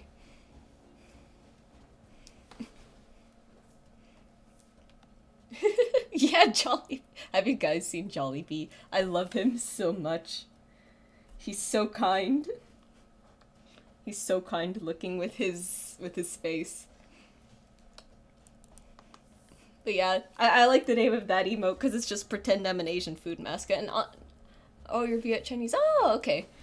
So, but you've definitely seen the Jollibee before, right? What an icon. My coworkers are Pinoy, yeah. Yeah. But hey, fellow Southeast Asian. There's a few here in Toronto, but I am white as fuck. Yeah. I've seen the Jollibee, yes. He is iconic. We stan Jollibee. Jollibee is our Lord and Savior. And if I was gonna start a cult, it's gonna be around the Jollibee himself. But anyways, it's not just the Jollibee that looks like that. There are tons of, like, Asian food mascots that look kind of crazy. For example, there's this. I love these chips to death. But, like, open image, a new tab. Look at this guy. Let me zoom in more, please. Look at that. What an icon. Or there's also Boy Bawang. My Pinoy is showing and there's no stopping it now. I've passed by it before. I know Jollibee headquarters are in SoCal. Yeah, I drive by it so much. And me and my brothers, We like point like Jollibee, Jollibee, look! Like every time we pass, well, maybe not every time, but every time I see it in my head, it's just like Jollibee, like Pinoy. It's so funny, but like, look at these. When I say pretend I'm an Asian food mascot, this is what I'm talking about. There's also Chippy, I think, or no, the cheese curls chips Filipino. There's also this one, which is, it's like saying cow anytime you see one.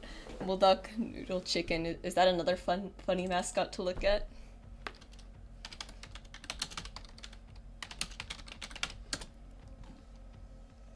Yeah, like I love these. Like I'll poke fun at them, but I love stuff like this. It's so cute.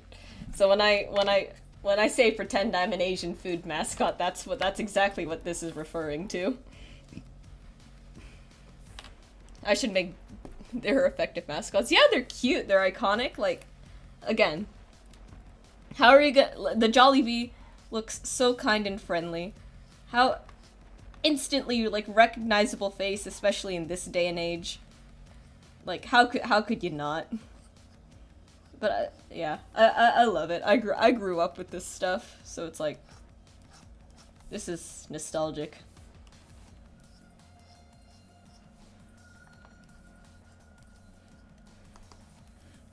I'm hoping the pretend I'm an Asian food mascot one too. I think that one should get memed to death.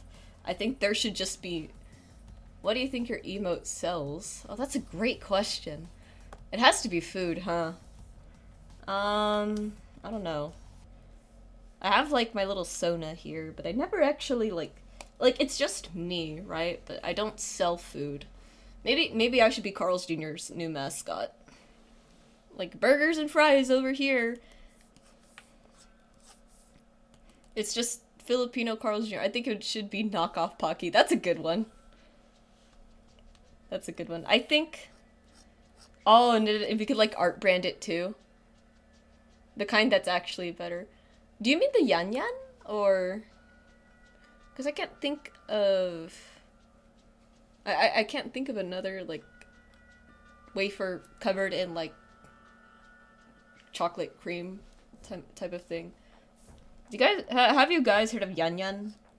I don't know if it's a Pinoy thing. I don't know if it's an Asian thing. The unfortunate reality of being me is being very confused about which things come from what culture. Because my parents do not tell me, and I just assume it's a Pinoy thing because I will see it in the Pinoy markets. Yan Yan? I don't remember. They sold them for a while for a store near me, but they stopped. Ah, man, then I don't know either. If you guys don't know what Yan Yan is, this was my childhood Pocky. Pocky came to me in my teenage years, but this was the GOAT. This stuff is so good. And cause yeah, it's exactly what you see like right here. They came in like 3 flavors. I think this green one is new, but I've never seen it at the stores before. Biscuit on one side and Nutella. Yeah, exactly. This stuff is so good. I get it almost every time that I come here, or I go to the store. It's so good. Again, maybe it is Japanese. I don't know. Point being, I saw it in the Pinoy stores, and I thought it was Filipino. Another thing that I thought was like a Filipino thing until somebody pointed out, those look good. We have those with Nutella branding. Yeah, but like, my personal favorite is the vanilla one. And like, again, they come in like all different like, just the 3 flavors here, and they're so good. Another example of me not knowing when something is like Filipino or if it came from something else was empanadas, which I recognize that empanada definitely sounds Spanish, but you know what else sounds Spanish? A lot of Filipino words at the end of the day. Because, good lord, Professor Gomez. Yeah, sorry for jump scaring you with him again. This is my stream's version of the demon. It's the long NFT professor. I really am curious to see what his Rate My Professor is, but I'll probably do that after stream. But, the ridiculous thing about, Filipino stuff is that so much of our words comes from, like, Spanish. Because, boy howdy, thank you, Spain, for doing what you did. So there's a lot of fun, like, language interactions and everything. I might have said the puto one already. I can't remember. But I think the puto one is, like, pretty well known knowledge already, so, you know. I'm not gonna... I'm not gonna beat the dead horse with that one. But for a bit, I thought empanada was, like, a Filipino dish. It's not originally from Philippines, but there is Filipino-style empanada, so we'll put it that way. I didn't know it was, like, a Spanish thing until, like, one of my Hispanic friends in high school pointed it out, and I was like, oh, well, now I just feel stupid. And it keeps happening, too. There's this dish that we have called siopao. Big puto! Yeah. I hope Twitch does not count that as a swear, because, it's not a swear. It's a tasty ground rice cake dessert, and you can fight me about it. We have another dish called siopao, and to me, that sounds Chinese. It's like the sho part, because I feel like that sort of like SH kind of sound is kind of common in Mandarin. Or like at the very least it like I know it definitely like exists there. Like the shopao, right? So it sounds like Mandarin to me. And man, it is bright out there. My face is being illuminated incredibly. I'm not this white, guys, I swear.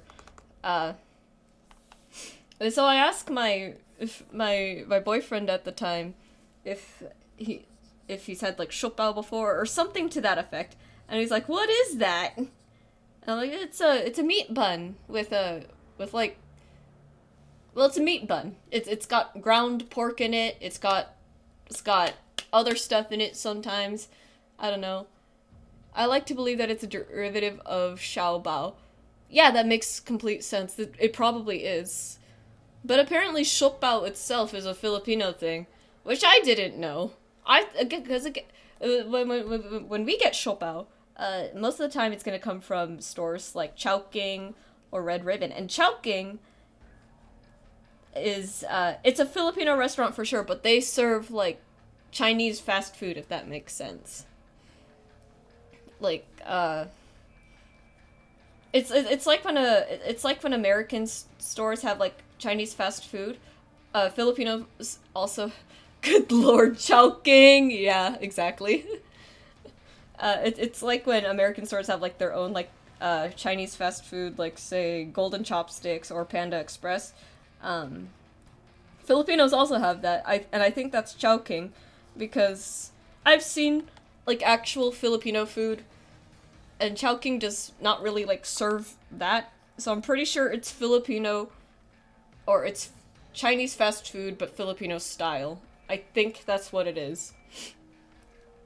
But I didn't know that. I just figured that West Covina, or wherever else we went to Chowking was just full of Filipinos, and that's why it was like that. No, I was wrong again. So, that was a very interesting thing to learn. But yeah. I love being Pinoy. It's like Panda Express. Exactly. It's not actually Chinese food, but we're calling it that. Well, it's sort of Chinese food, but just done a little differently.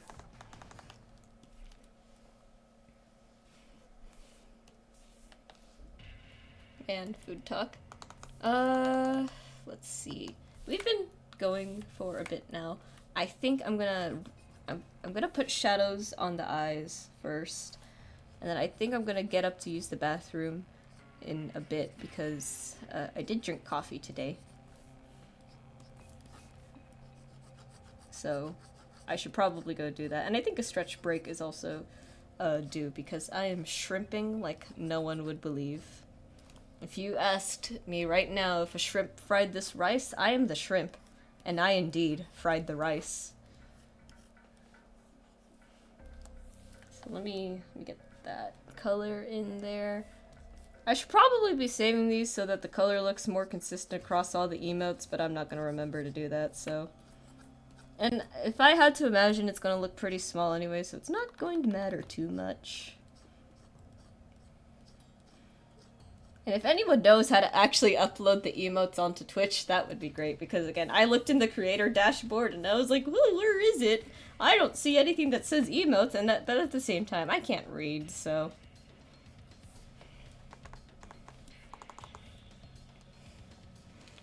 I'm gonna put the shadows over the sclera real quick, and then I will be off to the bathroom.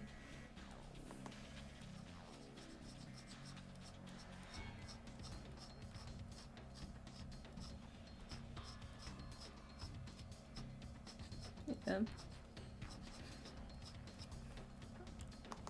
Yeah, new art today too, if you guys didn't catch it. I think it's doing Blue Sky has been doing a lot better than Twitter as of late, and I'm pretty sure that's just because of like the shitstorm that's been going on there. So I'm trying not to think about it too much, but it's like, oh boy. I'm gonna have to start the little content grind all over again, but you know what? It is what it is. What can you do? Small accounts. Dashboard. You need to be affiliate when you have the one you do. Oh, okay. Oh, okay. I will check. I will be sure to check that out. I think I can still click that link if I watch the VOD back. Okay, and we're almost to affiliate. It's like 1 or 2 more followers, really. Oh, but then if I do that, that means you guys are gonna have to watch ads. I don't want you guys to watch ads. My content does not deserve to get monetized like that. Alrighty. I'm gonna leave the music playing so you guys aren't sitting here in silence. I will be right back. I'm gonna use the bathroom. Everyone go ahead and stretch. Drink water, not Pepsi. I'm sure like at least 2 people understand that reference. We'll be right back.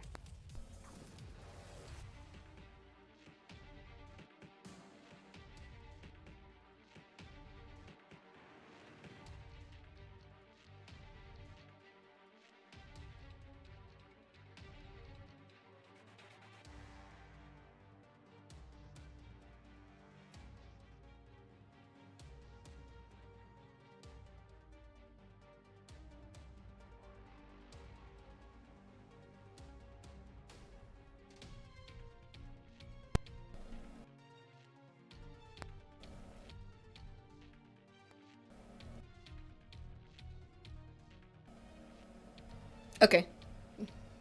Did it work? I don't know why, but the button to mute and unmute on the mic had like a weird delay, so you'd think that when you tap it, it would immediately go to red, but it took like a second, so. Yeah, it's weird. Weird delay, but okay. We're back. We are so back.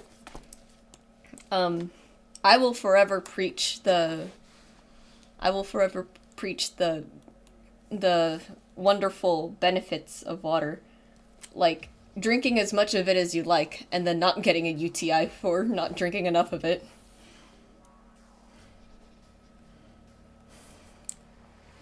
I've been trying to drink like a bottle a day. I've been slacking on it a little bit, but I do have these. I do have this. It's probably good. Probably better than the Starbucks that I got here and I've just kind of left to melt.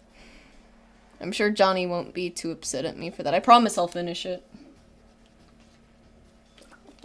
But no, that's unfortunate that you have to be affiliate to upload emotes, because the last thing I want to do is subject you guys to ads. But I also really want to use the emotes, so... what do you guys... We'll leave it to you guys. If we reach the 50 followers, which I have no idea if we're going to, like, anytime soon, because, I do this, like, once a week.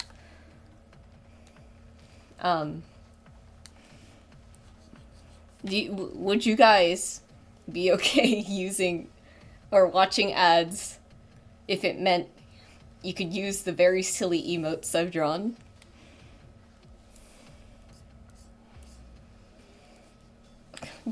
You're so kind. Believe me, if I could turn them off, I would. Or maybe I should just do this on YouTube. Maybe that would be a little bit easier. Because down the line, I wouldn't mind monetizing my channel, but for right now, I'd feel bad if I was sitting here and I only had like 5 viewers at a time. Or I don't even know how many viewers I have. That's like 6, yeah. I'd feel bad if it was like 5 or 6 viewers at a time. If it supports your endeavors, then yes. But it's like pennies per like thing, right? Because a lot of it is just gonna go to Twitch anyways. And I don't know how much of that I'm realistically like gonna get. And I understand that the content that I do is like very like, we're just sitting here and vibing, and it's like, I don't want you guys to like have to like sit through ads just to use the emotes. I'd rather just for you guys to be able to use the emotes. But it's pennies for the... Oh, you're right! For the sock! That's a good call. That is a really good call. Alright. I mean, if you guys are okay with it, I think maybe to get her... I'd watch an ad. No, but I don't know how many ads it's gonna play, to be honest. I would hope it's only like one 15-second ad. But I couldn't tell you. Well, but we'll cross that bridge. Get that money. Get the sock money. Yeah. Unironically, actually, let me show you guys something. Let me continue to get distracted live on camera.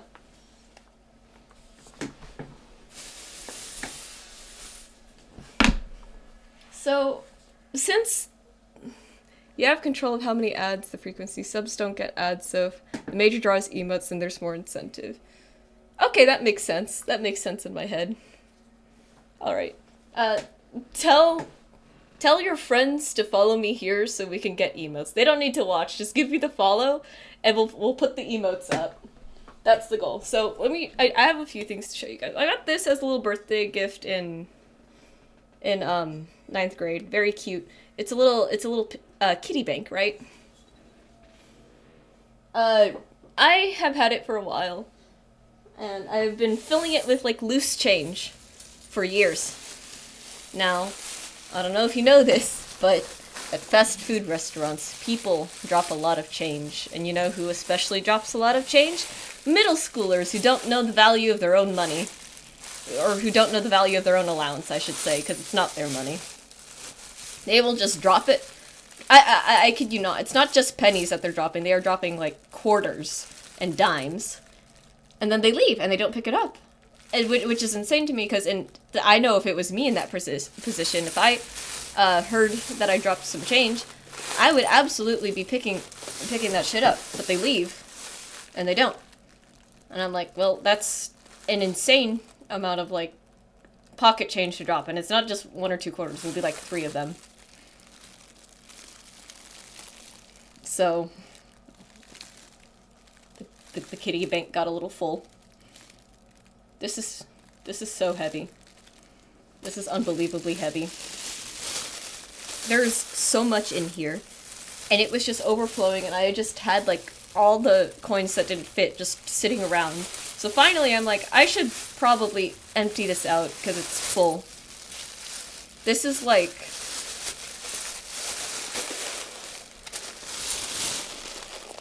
Oh god, is that just coins from off the floor? Yeah, most of it. Why did the microphone peak there? Most of it, yeah. Some of it is maybe, like, change from, like, when I would pay in cash and get stuff back, but a lot of this is genuinely just stuff from the floor. Let me see if I can, like, move the camera real quick so that it's pointing in there. Just... hang on. It needs, hang on. It needs a light. Where's my phone? It is a lot.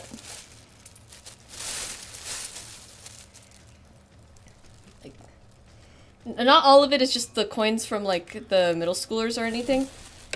A lot of it is just stuff that I would find, like, just going about shopping and everything. You still can't see. Point down there, please. But, yeah. Yeah. That could get you a full meal at Carl's.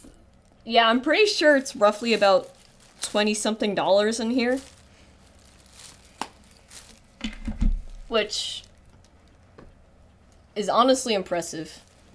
And, again, this isn't all from just, like, kids dropping their money at Carl's. Or just Carl's in general. This is just, like, random coins that I would find on the floor.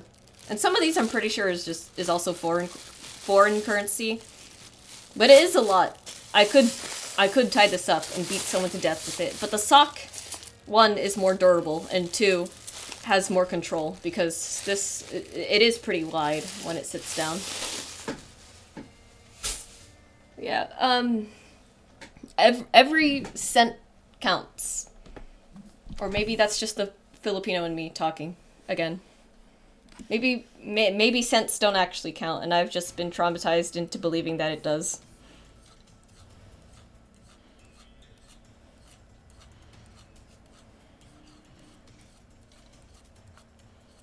But yeah, we are definitely on our way to the 300 penny sock goal.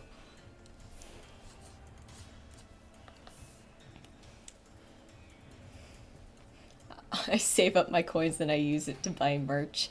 Yeah, buying merch is so fun. I have a Redbubble where I have some merch up for sale, but I never advertise it because it's like, I don't know how to advertise it, like, at all. There's mostly just, like, stickers and some prints there. I've had, like, $100 in quarters.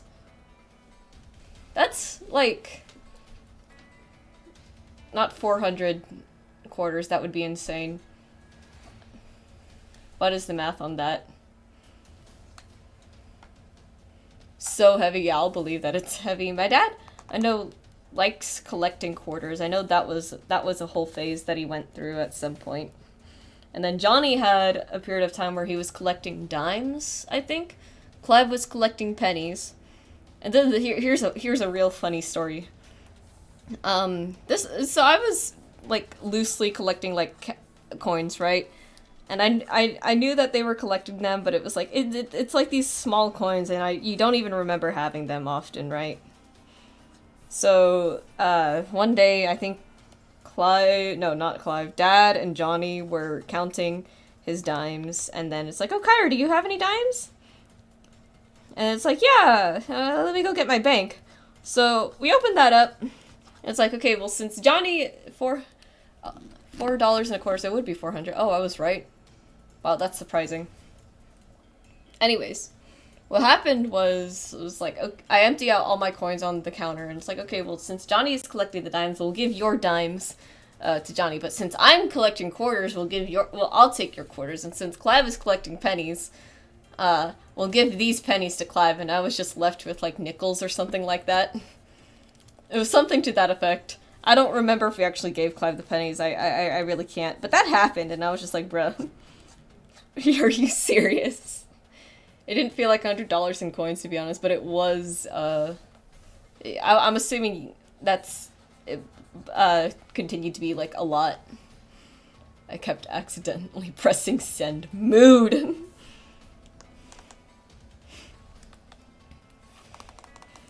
Another time where, like, not that my parents stole money or anything. I wouldn't really go as far as to call it that, but I don't know what else to call it. I used to have an allowance, right?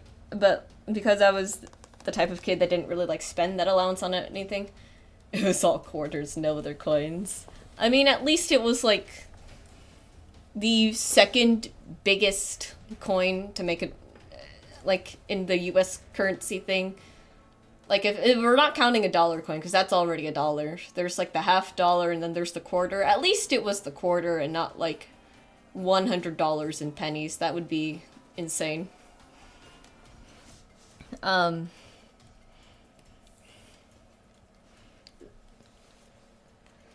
But like this, I used to get an allowance, right?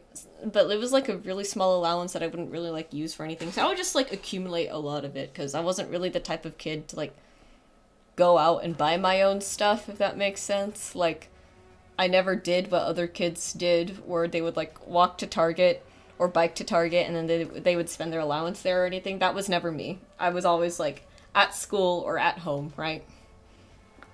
So one time, I had like basically 5 pounds in coin weight, so it's a good exercise. The quarters or the horrendous bag that I've displayed here on stream. Anyways, back to the story before I forgot. I had like up somewhere, I think around $400. Not quite $400 yet. Because the other thing I would get was like $100 in like birthday money or something. The 400 quarters. Yeah, that is pretty good exercise to be carrying it around. Like if you treated it like a weight. That's not a bad way to start off. But it was, I want to say about $400 in allowance money. And the reason why it was so high too was not just because of like any like largely accumulated 20s, because I was not getting like a weekly allowance. It was just like, here's $20 because we felt like it, Kyra, or something. It would be something to that effect. The biggest thing was going to be the birthday and Christmas money, because my aunt would send like hundreds or 50s, like sort of like yearly, right? So if she sent like $100 on my birthday and then like $100 on Christmas, that was already like $200. So I had like a lot, right? And it wasn't just me who got like this gift money. It was also Johnny. One day, so my mom likes doing like the stock stuff. She likes buying and trading stocks. She's super into that. One day, she came up to both of us, right? So in theory, both of us, I think, collectively have $400. So that's $800 from the two of us. And she goes, like, hey, can I use your allowance to buy stocks? I promise, because it's an investment, right? So the investment is going to go to the stocks, and then it's going to have, like, a bigger return down the line, something like that. I don't know how stocks work, but it was something like that. And me and Johnny being, like, maybe 13 and 10 at the time. I don't remember how this went down exactly. I think I might have been in high school. We were like, oh, well, if you say so, Mom, like, you're the one you're the moneymaker in the house, you know what you're doing, you've bought stocks before, all that stuff. We gave her the money. Did I ever get it back? Did I ever see the fruits of my $400 allowance? No. I did not. I don't hold it against her, because, you know, our mom does, like, does a great job at, like, taking care of the house and everything. Well, finance-wise, she works, my dad stays at home. So I don't hold it against her, right? Because, again, she is the moneymaker in the house. What am I gonna do? Argue with that? Bite the hand that feeds me? No. But it is funny that I never saw, like, what became of it. Yeah.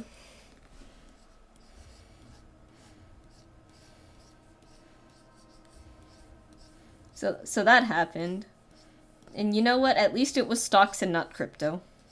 I think she tried getting into it once. Like, the whole cryptocurrency stuff. But that was... kudos to her for trying, but shame about that saved up money, yeah. To be fair, it's not like me and my brother were really using it all that much, because, again, at the end of the day, we weren't... we were never the kids to, like, go out with friends when we were that young. It was really only for, like, friends' birthday parties where we would see each other, like, outside of school. We weren't very social teenagers. Like, we had friends, definitely, right? But, like, the whole, like, hanging out after school, going to, like, fast food to get a bite with friends, or anything like that. I have a PNG of Long Professor. Do you want me to just... Hang on, Addie. You're Caroline on, Twitter, yeah? If I do this... Oh, it's gonna show my whole desktop. That's okay. Because I think Discord opens on a different window anyways, so I'll bring that back. Let me give you a gift, Addie. I'm sure I can find this real quick. I just have to sacrifice not being able to see Twitch chat for a little bit. Who is this? Oh, this is you, James. I see. Thank you for the link. I wasn't sure where you were gonna send that. I forgot I have you on Discord. Right. Where are all my old class servers? Because the server is still up, hilariously enough.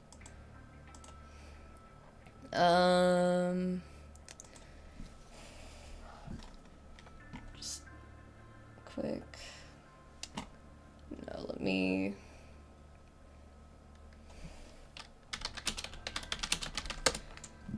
I'll just go to my original message that started all of this, and then... Let me just scroll down. It's so funny.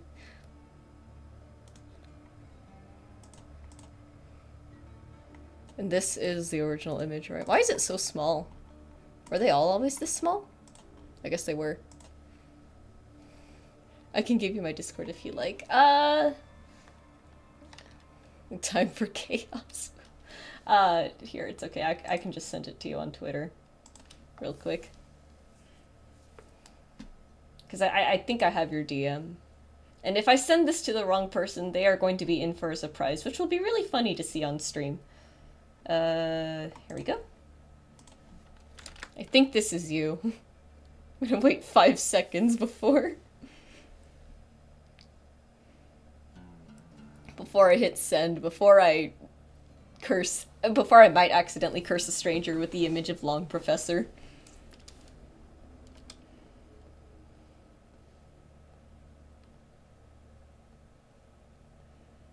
God, can you imagine someone sends that to you without context? You know, I wouldn't be too upset receiving this. That's probably just because of who I am.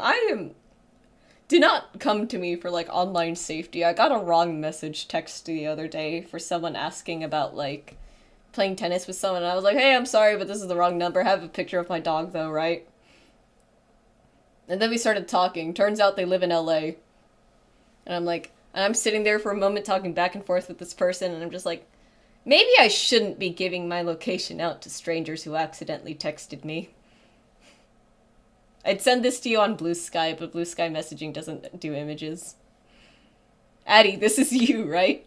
Before I curse some poor stranger with long professor.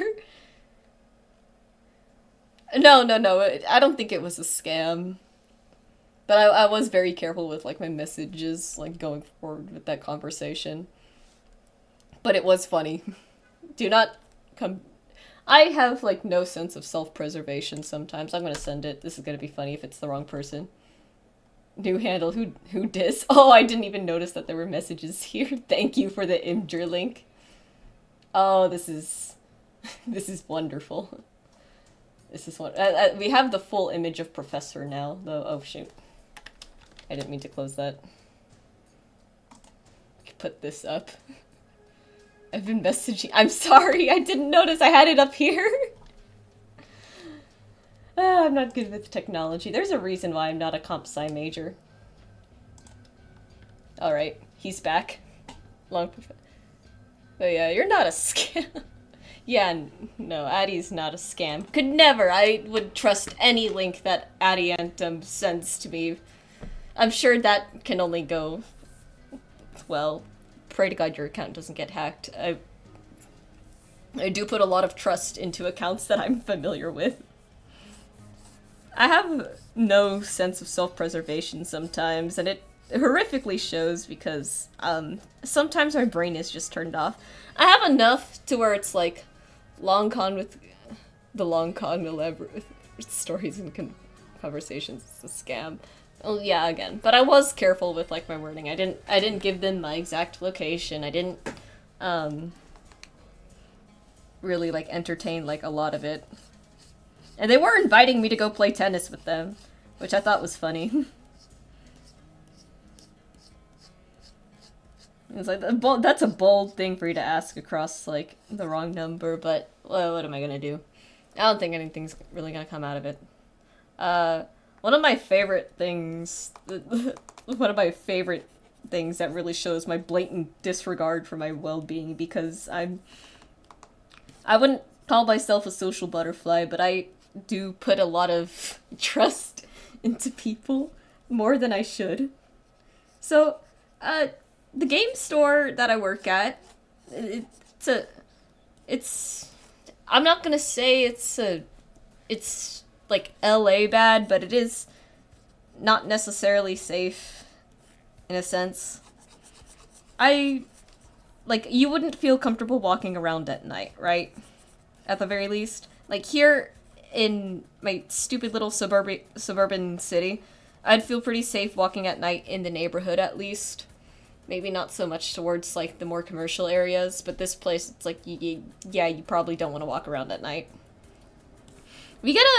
There's this lady knocking on the door, and she is obviously, like, high on something, right? And my coworker, you're doing well enough on, not to get scammed on the internet. I'd agree with you there had it not been for the fact that my full name and my email is on my commissions page. If these scammers really wanted to fuck me over, it's really not that hard. But anyways, yeah, so this lady comes knocking on the store door. She's obviously, like, high on something. I think maybe meth. I don't know. We see her trying to get in. You really need to change that email. I really should. We see her trying to get in, and I'm like, oh, maybe she's just thirsty, because it was during the heat wave, right? So, you don't really want to leave people to die on the hot concrete here, because, good lord, the Southern California heat waves are brutal. And my coworker just goes, you know what, let me answer the door. And I'm like, okay, yeah, go ahead. Right? And he's significantly taller than me, right? He's, like, kind of skinny, but he is taller than me at the very least. So he had that going for him. And I'm telling Johnny about this, because, prior to Meth Head knocking on our door, we were having, like, a generally good conversation and everything. And Johnny is incredibly protective over me, like you wouldn't understand. I don't know if it's just a brother thing when they have sisters, but he is very protective over me. Like, he really doesn't like it when people at Carl's Jr. flirt with me already. So he's like crossing his arms. He's like, Kyra, I think this guy is trying to like flirt with you. And I'm like, no, Johnny. He's not answering the door because he wants to like he's not answering the door to the meth head because he's trying to like go out with me. He's answering the door because me, a 5'2" scrawny Filipino weapon, is about to open the door to is about to let a meth head into the store. And like, do I think that this guy might have had a mild crush on me? I don't know. I'm not good at reading those signs. I'm like denser than a block of lead. But you know, there was always a chance. But he's like 19, I'm 24. That wasn't really gonna happen. So, yeah. Um, that's just one of the many instances of me being like completely stupid. And there have been like plenty of those. My email being on my commissions page with my full name is one of them.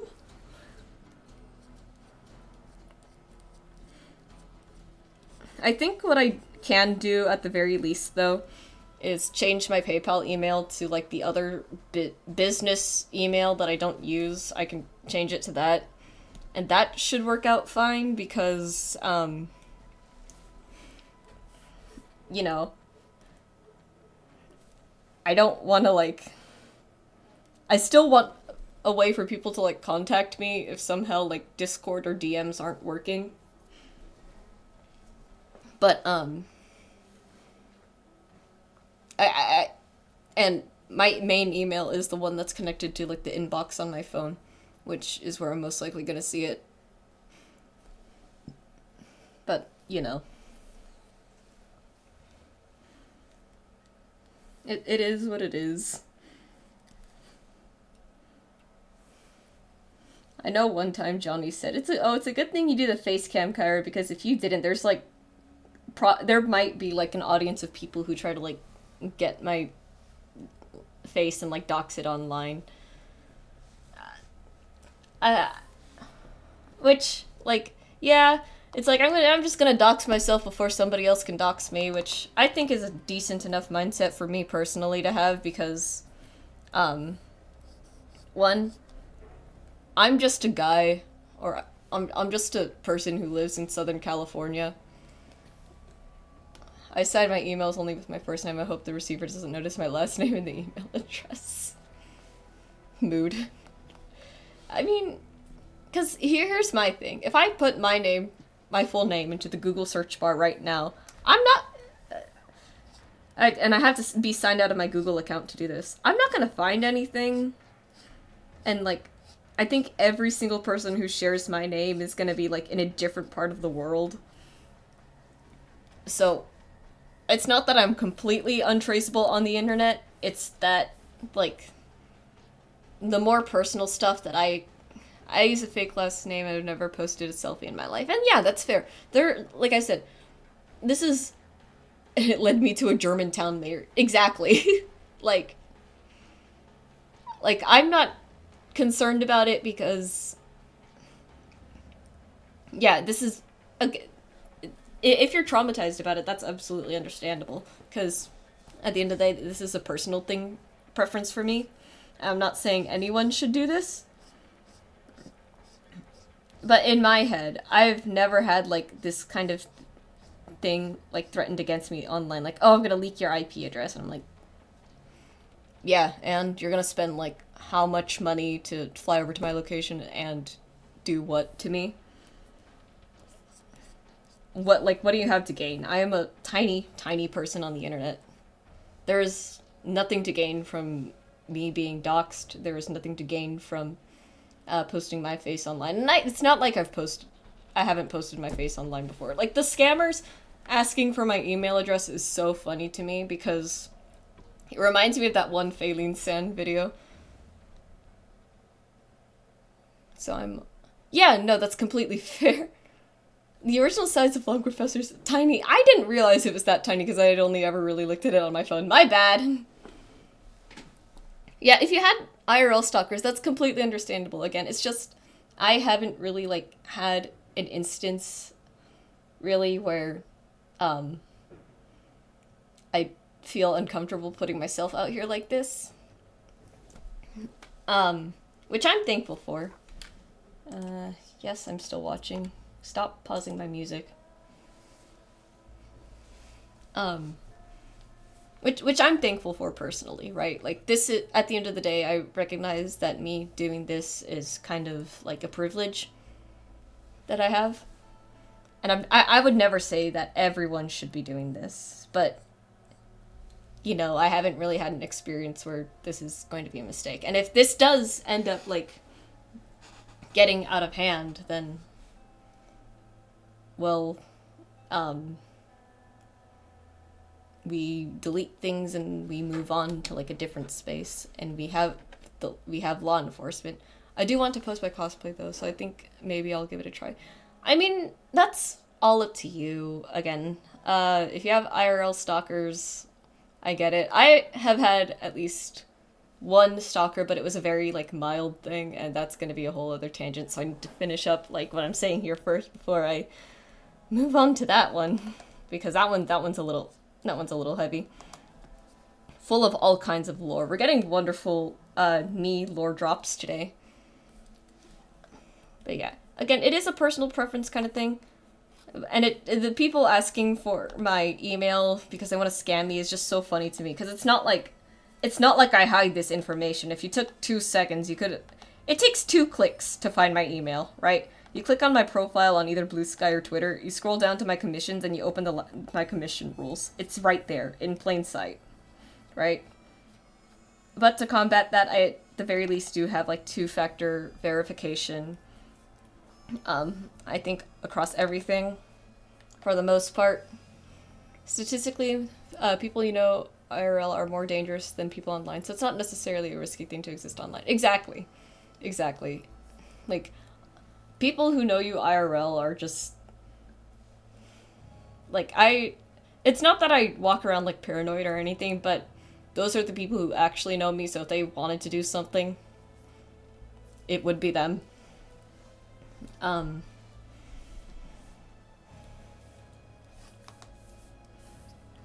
So I'm not I don't take a lot of steps to like hide stuff. I may have my personal email out there, but at the same time, most of my accounts have like a 2-factor verification thing on. So like, even if they get a hand on it, they need my phone, and I absolutely do not post my phone anywhere, because that to me is going to be significantly more important than hiding my email. But it's like, has anyone seen like that one Faline Sound video where she's talking about like this group of like trolls that tried to like harass her and dox her? Like, the only thing she does is like hide her face, but she was like, these trolls were like trying to ask like, oh, like where does she live? Can anyone find out where she lives? She's been like public about which country she's from, I think. So it was hilarious that they couldn't even find that. And really the only thing she was hiding at the time is her face. I think she's done a face reveal since then. I haven't really been keeping up with it, but that was one of the funniest videos to watch, because these people who were trying to like harass her, she ended up trolling them back, which was just funny to watch. Another thing that I've also been like super grateful for, I haven't really received like any online vitriol like at all, like since doing anything, which is a surprise. I've been on Twitter for like 2 years, and no one has sent like a hateful thing my way. Like, wow, thanks. Thank you, Twitter, for being nice to me.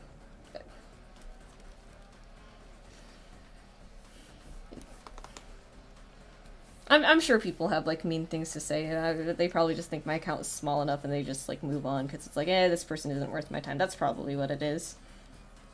Not that I'm hoping that people are like going to like bully me, but it's like I haven't seen it yet, which is interesting to say the least. I'm a little paranoid that it's gonna happen soon, but you know, just I'm confident enough to just move on. I don't think it would really get under my skin.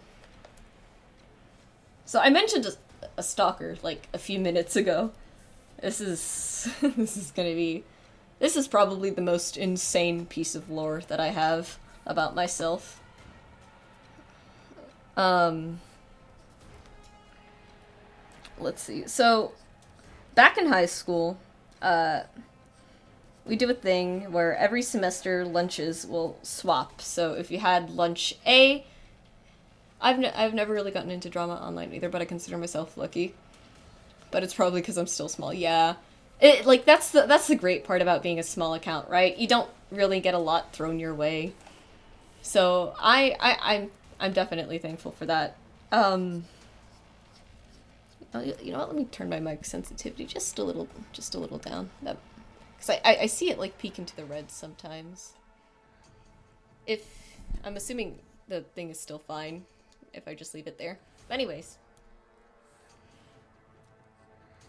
uh, so our high school would do a thing where at the end of at the start of each semester, everyone would switch lunches. If you had lunch A for semester 1, you would get lunch B semester 2. There were certain classes, however, where that simply was not going to be the case. Those classes being, I think, some of the lab classes, or some of the science classes because of lab, and band because uh, it was banned. There's the other lore drop. I was a band kid in high school. Um, so, but despite me being in band, there were like there was a group of friends the group of friends that I was with. A lot of them weren't in band, so I didn't get the lunch switch at the start of the semester. I can't believe this. You're unfollowing because I was a band kid? Ray. Ray. This is discrimination. I'll have you know that the band kids were the cool kids in my school. Ray, please. Yeah, please, Ray, don't unfollow. We need to reach 50 so we can oh, you're an orchestra. I see. Actually no. Band and orchestra we should we should come together so we can fight the real menace. Okay? Choir kids. I'm kidding. Anyways, no, Ray, please don't unfollow. We're so close to getting affiliate. I just want to be able to use the emotes. But, so I didn't get oh my god. I think I struck a nerve. Ray! Not the choir kids! Anyways. Oh no. Oh no. Heck. I'm so sorry. Don't even get me started. Oh, Jesus. Oh, you're gonna love this story then. I'm glad that there are people who are joining in to hear the stalker story. So, I wasn't sure which group of friends. I'm just reading chat. I wasn't sure which group of chat friends had lunch B. By the time the semester rolled around and everyone else switched lunches. But I did find like one person who was also in band, a separate band class from me. By my senior year, I was in the top band, and this guy I think was still like symphonic band, which is just like the band you go to after like freshman band, right? So what ended up happening was I sort of knew this kid. We were like acquaintances, right? I say kid, I'm gonna say this guy. And, you know, I knew him to be, like, friendly enough. He was definitely, like, one of the weeaboo kids who was, like, super into anime and everything. And he was, like, a little awkward here and there. But overall, he was, like, generally friendly, right? And, you know, it's not like I knew him all that well. So, you know, generally friendly was enough. Generally friendly. Oh, okay. See you later, Nikki. You have a great rest of your day. generally friendly and me recognizing you was probably enough for me to like sort of like hang out during lunch, right? Especially because I didn't know a lot of people in lunch B. Uh, and this was maybe. Oh my god, there's a fight in chat. Lunch. Now, this was probably the biggest mistake of my life, like reaching out to this kid, to this guy, and being like, hey, we can hang out because I don't know where else I'm going to hang out during lunch, right? Big mistakes. So, already, I wasn't really planning on going to prom because, one, it was expensive, two, I didn't really have anyone to go with, and I just didn't feel like going to prom. This guy asks me out to prom, and you know what? I was like, you know what? Sure. Someone asked, and, someone asked, and I was like, I guess that's an excuse. That's enough of an excuse, and maybe my friends will go too, and I'll get to hang out with them. Yada yada yada, right? And I think you guys can. I think you guys can like see that I'm very chill. I'm not like energetic sometimes, but like I'm a very casual person. I don't try to make like a super big deal out of things. But I will say this guy was like, apparently he was like super nervous for to ask me out, and I guess I just didn't realize how big of a crush he had on me at the time. Prom comes around, and he has his friend, and it's a very uncomfortable limo ride. I'm Filipino, right? And I take pride in that. I really shouldn't. No, I'm kidding. I take a lot of pride in being Filipino. I love talking about my culture. This guy trauma dumps like, oh, I don't like. It was like he didn't like the fact that I was talking about being Filipino because his dad, who left him when he was like a kid, was Filipino too. So I was like, oh, okay. And the whole time, he was just, like, caressing me in the limo, and I was just super uncomfortable, because I absolutely meant, like, going to prom as, like, friends, right? Like, I didn't really see us, like, romantically, like, at all. And it's just awkward. His friend is there, and his friend's date is there, and at some point, him and his friend go to use the bathroom, and she asks me, like, oh, like, how do you know this guy? And I'm like, we're both in band together. Well, different band, but we, band kids, right? And, you know, as soon, so it just wasn't really like, I don't think it was the answer she was expecting. But I don't think she really caught on that, I was not interested in him the same way he was with me. So what ended up happening, when we actually get to, like, the prom venue, I ditch him almost immediately. And I go to dance with my friends, but at the time, again, I was, like, 17, and I didn't really, like, understand a lot of things at the time. I was like, so at some point the slow dance was gonna come on, I think, and I'm like, you know what, let me go grab my... I have the better sticker, the 50% longer professor. Oh, Jesus. I didn't understand, like, a lot of stuff about, like, my value as a person. So, the slow dance is about to come up, and I'm like, I should probably go get my prom date. We'll go dancing or something. So, you know, I go get him wherever he was, and, I think, to some extent, I must have felt, like, a little bad, because I was, like, sort of, like, trying to have fun, so I was putting on, like, an act to show that I was, like, excited, blah, blah, blah. And I am still so upset about this. This is really just... It shouldn't matter to me at this point, right? But that was my first kiss. Like, when I went to go get him. And it was like... I don't know... I think you're...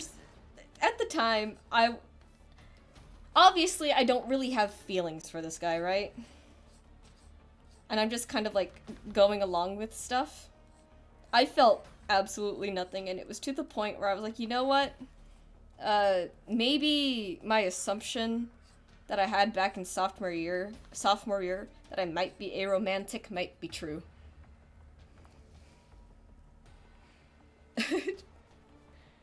I sent longer professor through Twitter DMs. I will check it out after chat.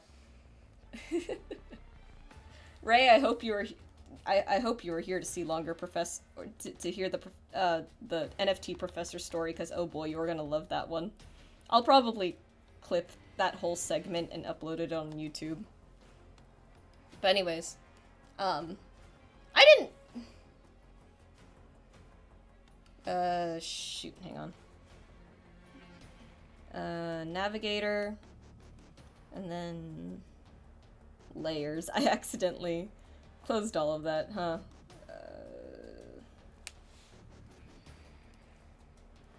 It's a good thing I remember how to fix this.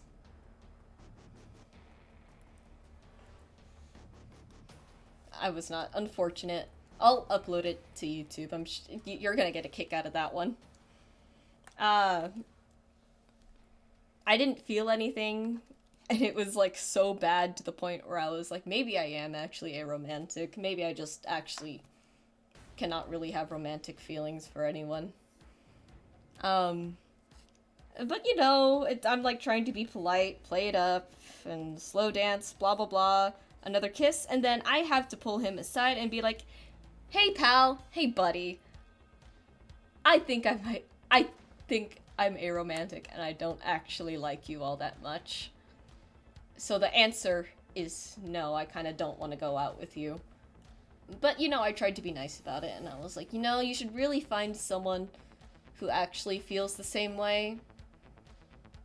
Right? Because, you know, you deserve that.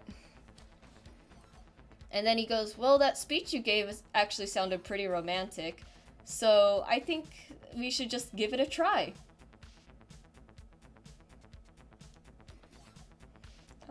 Let me just...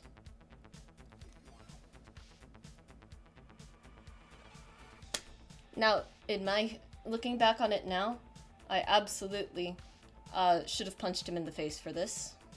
But I was 17, and again, I did not know my own, like, self-value. So in my head, I was like, okay, well, I don't like this guy, but it is only, like, 2 weeks left of the semester, and he was in the grade below me, so I was gonna graduate, and he would still be in the high school. So I was like, you know what? Yeah, fake it till you make it. Whatever, right? So for the rest of the semester, he was just, like, insisting that we were a couple, and I'm like, yeah, sure, right? I feel like at 17 you should have some sense of self-respect. Well, that's what happens when you have well, for one, I wasn't allowed to date in high school, like, at all. So I couldn't really talk to my parents about this, or I felt like I couldn't. And, two, I don't think we had the consent talk in high school from what I remember. Like, at 17, obviously not an adult yet, but I barely felt like one even when I turned 18. So, like, it just didn't, I just never realized, like, how bad that was until later in my life. Like, I knew I didn't like it, and I knew I wanted to, like, not be involved with this guy. So, but again, in my head, it was like 2 weeks left in the semester, and then I can just leave and ghost him, right? And I was just like, okay, well, probably easier this way. Guy insists for, like, the rest of the semester that we were dating. I remember at one point, I was, like, incredibly thankful for, like, the daily migraines I was getting, because at one point I was able to go home early. And then I just didn't have to see him during lunch, and I was really happy about that. That should have been my sign that I was thankful that I got to go home early because I didn't have to see this guy. But you know what? you know what's the best part of the story? It doesn't even end there. I graduate, right? And immediately ghost him as soon as I graduate. I don't want to put up with this guy. Well, unfortunately, Johnny, who was like 3 years younger than me, was a sophomore by the time this guy was a senior. So it's the new school year. He would not leave Johnny alone. He would be like, can you give me Kyra's Instagram, or like can you ask her to like follow me back or accept my follow request, because my Instagram is on private, right? So eventually we just relented, and then we just sat there like, okay, we've done that, now let's block him. And Johnny would just chalk that up like, oh, well, maybe you can't see Kyra's account because Instagram is like glitchy or whatever, right? We blocked him. And then every time we went to like school events, because Johnny was also in band, marching band. So we would go to like the parades and stuff. And he would not leave me alone. He would always try to like talk. I'd go to Johnny's concerts and he would try to talk. And I'm just like, yeah. And I'm like clearly showing like disinterest already. Thankfully, he finally graduated and he left us alone after that. Now so I didn't really like know what else was, but because he graduated, one key detail about him was that he also wanted to go to Cal Poly, like the same as me. So I never actually knew if he had gotten fully accepted into Cal Poly until I think one time I got curious and asked Clive to look him up on Instagram for me, and he had changed his handle from name from the high school we went to his name from Cal Poly, and I was like, okay, great. So he is actually at Cal Poly. But like it had been long enough, I think, to where I don't think he was really going to try and look for me. So I never actually saw him on campus, but I was always like kind of like mindful about it. Like, I'm gonna, if I see him again. And I think part of me did want to see him again because I know I absolutely would have like beat him up. And that would have been like maybe one of the best things that would ever have happened to me if I saw him again and beat him up. Eventually, it's like I'm with my video game design friends because I took a class for that, and I'm telling this story to them, and we all get a little curious about what he is up to now because he does go to our campus, so we're all like, well, let's see what he's up to, right? He wrote a book. And some unbelievably nasty things are about to come to light, which is great. This guy is clearly like incredibly self-centered and like really like fetishizes women a lot, which is gross. But that was a given already, right? Like, you can kind of tell just from the way he behaved back then, and it was clear that his behavior had not changed over the course of 2 years. But among, like, among, like, the cringe things and, like, stolen artwork that he had on his Instagram, we found out he wrote a book. And all of us sat there. We had seen, like, his level of writing from, like, the shitty comics that I think he would either draw himself or something else. I don't remember. He wrote a book. Now, it pains me that we gave money to this guy. But you know what? The drinking games that ensued afterwards were kind of worth it. The book is not well written at all. The world building is maybe the sloppiest world building I've ever seen. And that's coming from someone who, again, world builds, does D&D and shit like that. The book is a self-insert, too. Which, not that self-inserts are bad, but there is a way to do them. There is a way to do them to where they're well written. Right? Like, I would never shame anyone for doing a self-insert. God knows I did self-inserts back then. But there is a way to do it. The book is littered with grammatical errors and spelling errors and all kinds of inconsistencies between like capitalizing names and everything. And then the two other or like one other character he had in the book was his IRL friend. Now, this book was dedicated to this friend of his. Her name was Jenny. I wonder if that got passed through an editor or not. Well, it's on Amazon, so maybe not. Everything sounds like a first draft when we read the book. This book was dedicated to his friend Jenny, who, according to him, passed away somehow. I don't know how, but she did. And sounds self-published. I think it was. Now, not to send any disrespect to this person, I'm sorry that she passed away.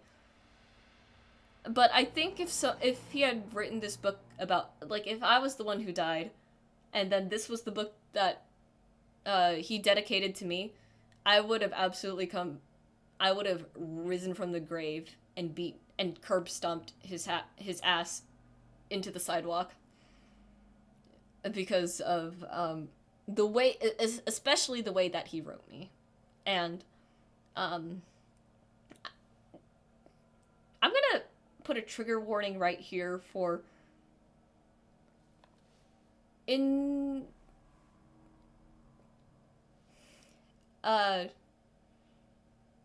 manifested Patrick Swayze's ghost and slapped him. Yeah, that's how this book made me feel.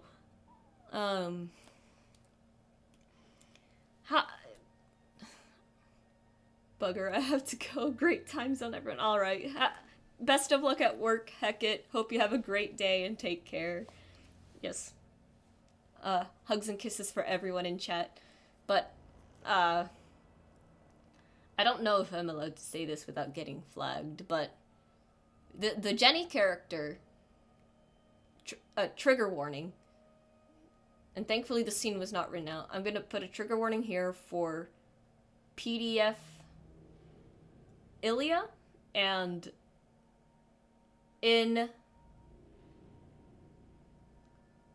add a little space, cest. I hope that's enough for me not to get flagged. For some reason... Okay, so Jenny had a... yeah. I'm gonna keep the emote like this for now because this is an absolutely insane story. So the scene was not written out, thankfully. But for context, Jenny, as a character in this story, had an adoptive daughter named Wolfie. Wolfie, I think, was the only character in the entire story not to have her age confirmed. But the way she talked, the way she acted, all points to her being a young child. For some reason, beyond my understanding, there is a point where the main character, again, the self-insert, the creep guy, we're gonna call him Creep, where he's going to bed in his room in the tavern. Jenny and Wolfie are in, like, the next room over or something. And he describes, like, the noises he's hearing in their room as, like, moaning and stuff. And that's where that chapter ends. And the next chapter opens with both of them in bed, talking about how much fun they had had. And then as they're leaving their room, they share, like, a passionate kiss. And mind you, again, this is a mother and her daughter. I don't care if it's adoptive or not. That's weird. That is, like... Like, can we put this guy on a list? Can we actually put this guy on a list? And then it's just never mentioned again. Like, no one talks about it. It's never brought up. And I'm just here like... What just happened? Right? you can tell that this was a very interesting drinking night for me and my college buddies. So, yeah, that's a drinking game, all right. Yep.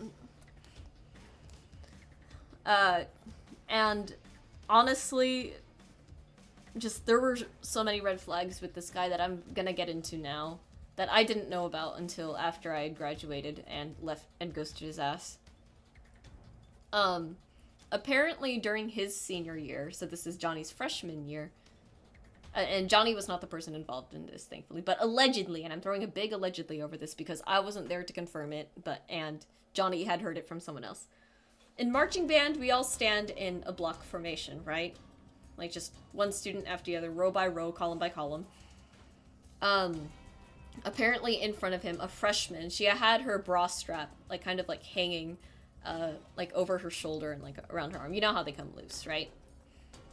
Instead of pointing it out to her and saying, hey, your thing's kind of like popping out there, he had reached over to fix it himself.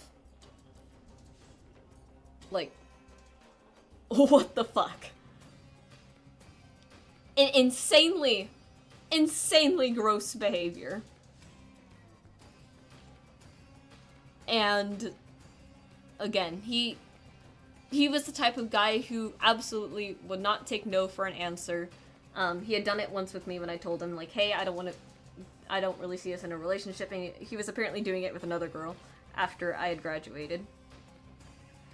Another thing, and this is going back to the book, there was an extended necrophilia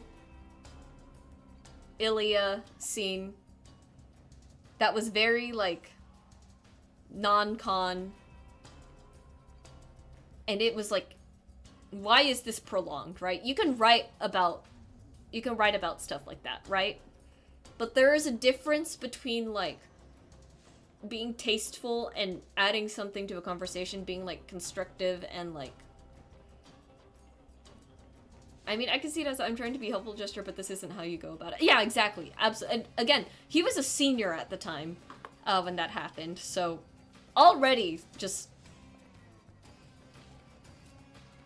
strangling hand motion here. But yeah, there was an extended necro scene in the book, and again, I'm not saying you can't write about non-consensual things happening to people. Kite Runner, I know, does that, but it does it in a way that absolutely portrays it as bad. It is most definitely not meant to be erotica, and, you know, it's not necessarily tasteful, I guess. That isn't the right way to put it, but it's very, like, you can tell what the intent is here in the way that it's described. The way it was described in his book, was absolutely, like, leaning more towards, like, this is, like, an erotica thing. Which... why? It was just... What are we reading? And it keeps going, too. There was a scene in a later chapter of the book where there is a little girl, right? And I mean like a child, like an actual confirmed child this time. And from the character's perspective, she is described as a child with very thick thighs. And it's disgusting. Like, oh my god. Just... And this guy, I took this guy to prom, like, what? You always hear about people like this on the internet, right? You always hear, like, oh, this guy got exposed for this, but it's like, it's over the internet. And it's always astounding to realize, like, holy shit, you people actually exist in real life and are around me. Like, that is weird.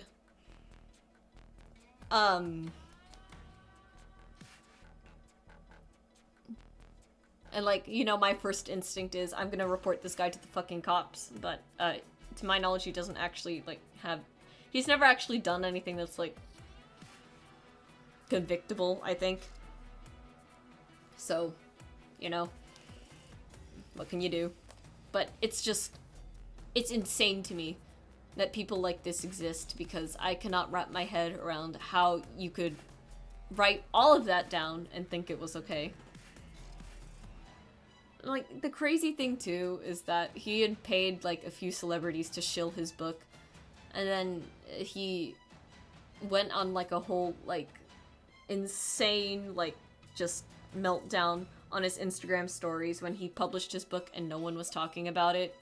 He was absolutely reveling in like all the hate comments he was getting. And then he even lied about Netflix reaching out to him and asking him like, "Oh, we want to turn your book into a show." And then he got upset, and then he supposedly got upset at Netflix because they wanted to make the main character black, but he wasn't black because, you know, it was his self-insert. So he got upset at them for that. And just what the insanity of like knowing that this happened. Like, I don't even know what to make of it. I'm glad he's out of my life now, like completely. And you know, if I ever see him again, expect to see me on the news. I'm kidding. I probably wouldn't go that far, but I will probably like pretend to just not know him. I actually did see him again in the drive-thru, but I absolutely insisted that we didn't know each other, and I'll probably do the same again if I ever saw him again. Because at the end of the day, I think that's just the best thing for me to do. But yeah, that was the stalker that I had.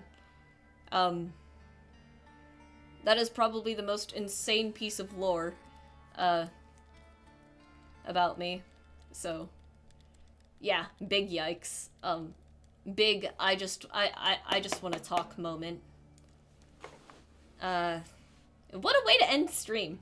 On a more positive note, we got through one emote. I actually want to add the rim lights. Maybe we'll just go for a couple minutes longer and it won't take too long. Yeah, I will say, the drinking games were funny. And, if this needs to be... I don't think this needs to be said, but I think everyone in chat is mature enough to realize this. No means no, and that is all I have to say from all of that, I guess. That's the lesson to be learned here.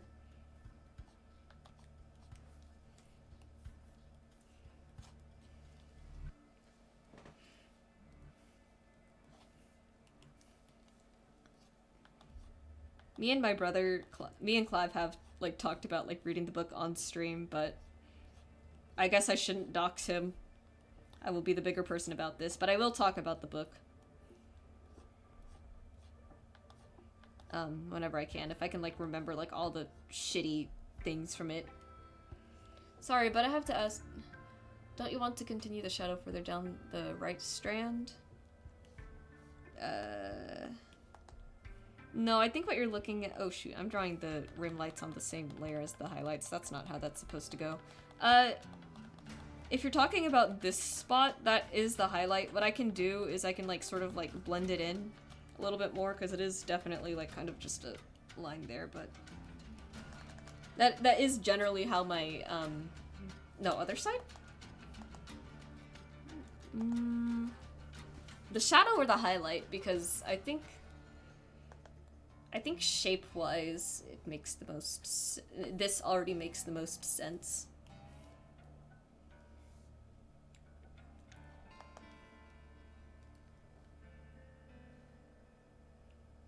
Give me a moment. Okay. Okay. In the meantime, though, I am going to continue the rim lights.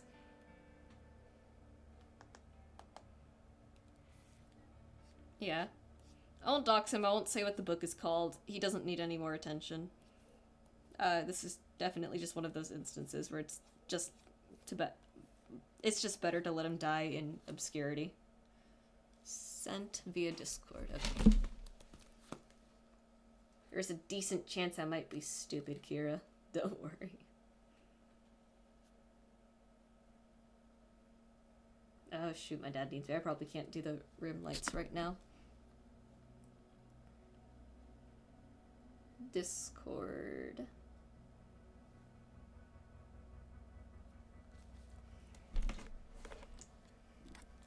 I probably do actually have to wrap up. Apparently my dad needs our help. Is it this little spillover, maybe? Like, I have no problem erasing that. I don't think that was supposed to be there. I'm not sure what shadow you're talking about, though. Oh, that. No, I think... I think in my head, it's probably fine like this. It's good to have a lot of shape and contrast in the rendering, I think. And you're in some instances, yeah, I think you would continue it more down this way. But there is such a thing as over rendering, and I don't, to sell the idea of like depth, I think as it is right now, it's fine. It doesn't need to go all the way. Like the same way I used to be so obsessed with like smooth rendering and everything. The same way I don't necessarily need to like put shadows, like say right here for example. I don't necessarily need to bring that all the way down. It doesn't need I don't think it needs it personally. Maybe other artists might do that, but not me. It's mostly fine. And I haven't hit saved in a while, I just realized. You guys, you gotta remind me, I'm not good at remembering stuff. Alright. My dad does need me, so I am going to...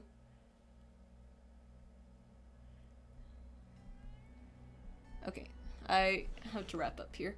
As soon as we get... Yeah, it won't... Exactly, so I'm not too concerned about the details, which is why I'm not too concerned about the colors being consistent across all the emotes. It'll probably end up looking like that because it'll be really tiny anyways. But anyways, alright, so we're gonna call it there for stream, because I do need to go in a bit, so this is gonna be a little rushed. I don't know if you got any new followers. I don't think OBS actually alerts me. I don't know how people get the alerts. But, yeah, of course. But in any case, the goal is to get affiliates so we can actually use the emotes. And so when I tell stories about people like the creep, we can spam this in chat. I'm circling the thing up there like it's there. Hang on. We can spam this in chat. That is the goal. And the goal is also to collect a bunch of pennies so we can beat people to death with a sock. We can beat people to death with a sock in a video game in Minecraft. Allegedly, as a joke. Alright, and then on Blue Sky, that's the other announcement I want to do. We're 3 followers, I think, away from 100. If we reach 100 there, I'll host a little exclusive art raffle. And as always, new art every single day throughout the week, art shares on the weekend. And we should be back next Tuesday. I don't know what we're going to work on. We might work on, like, other stuff. But, yeah. I'll see you guys then. You guys have a wonderful day, and thank you for stopping by. Bye!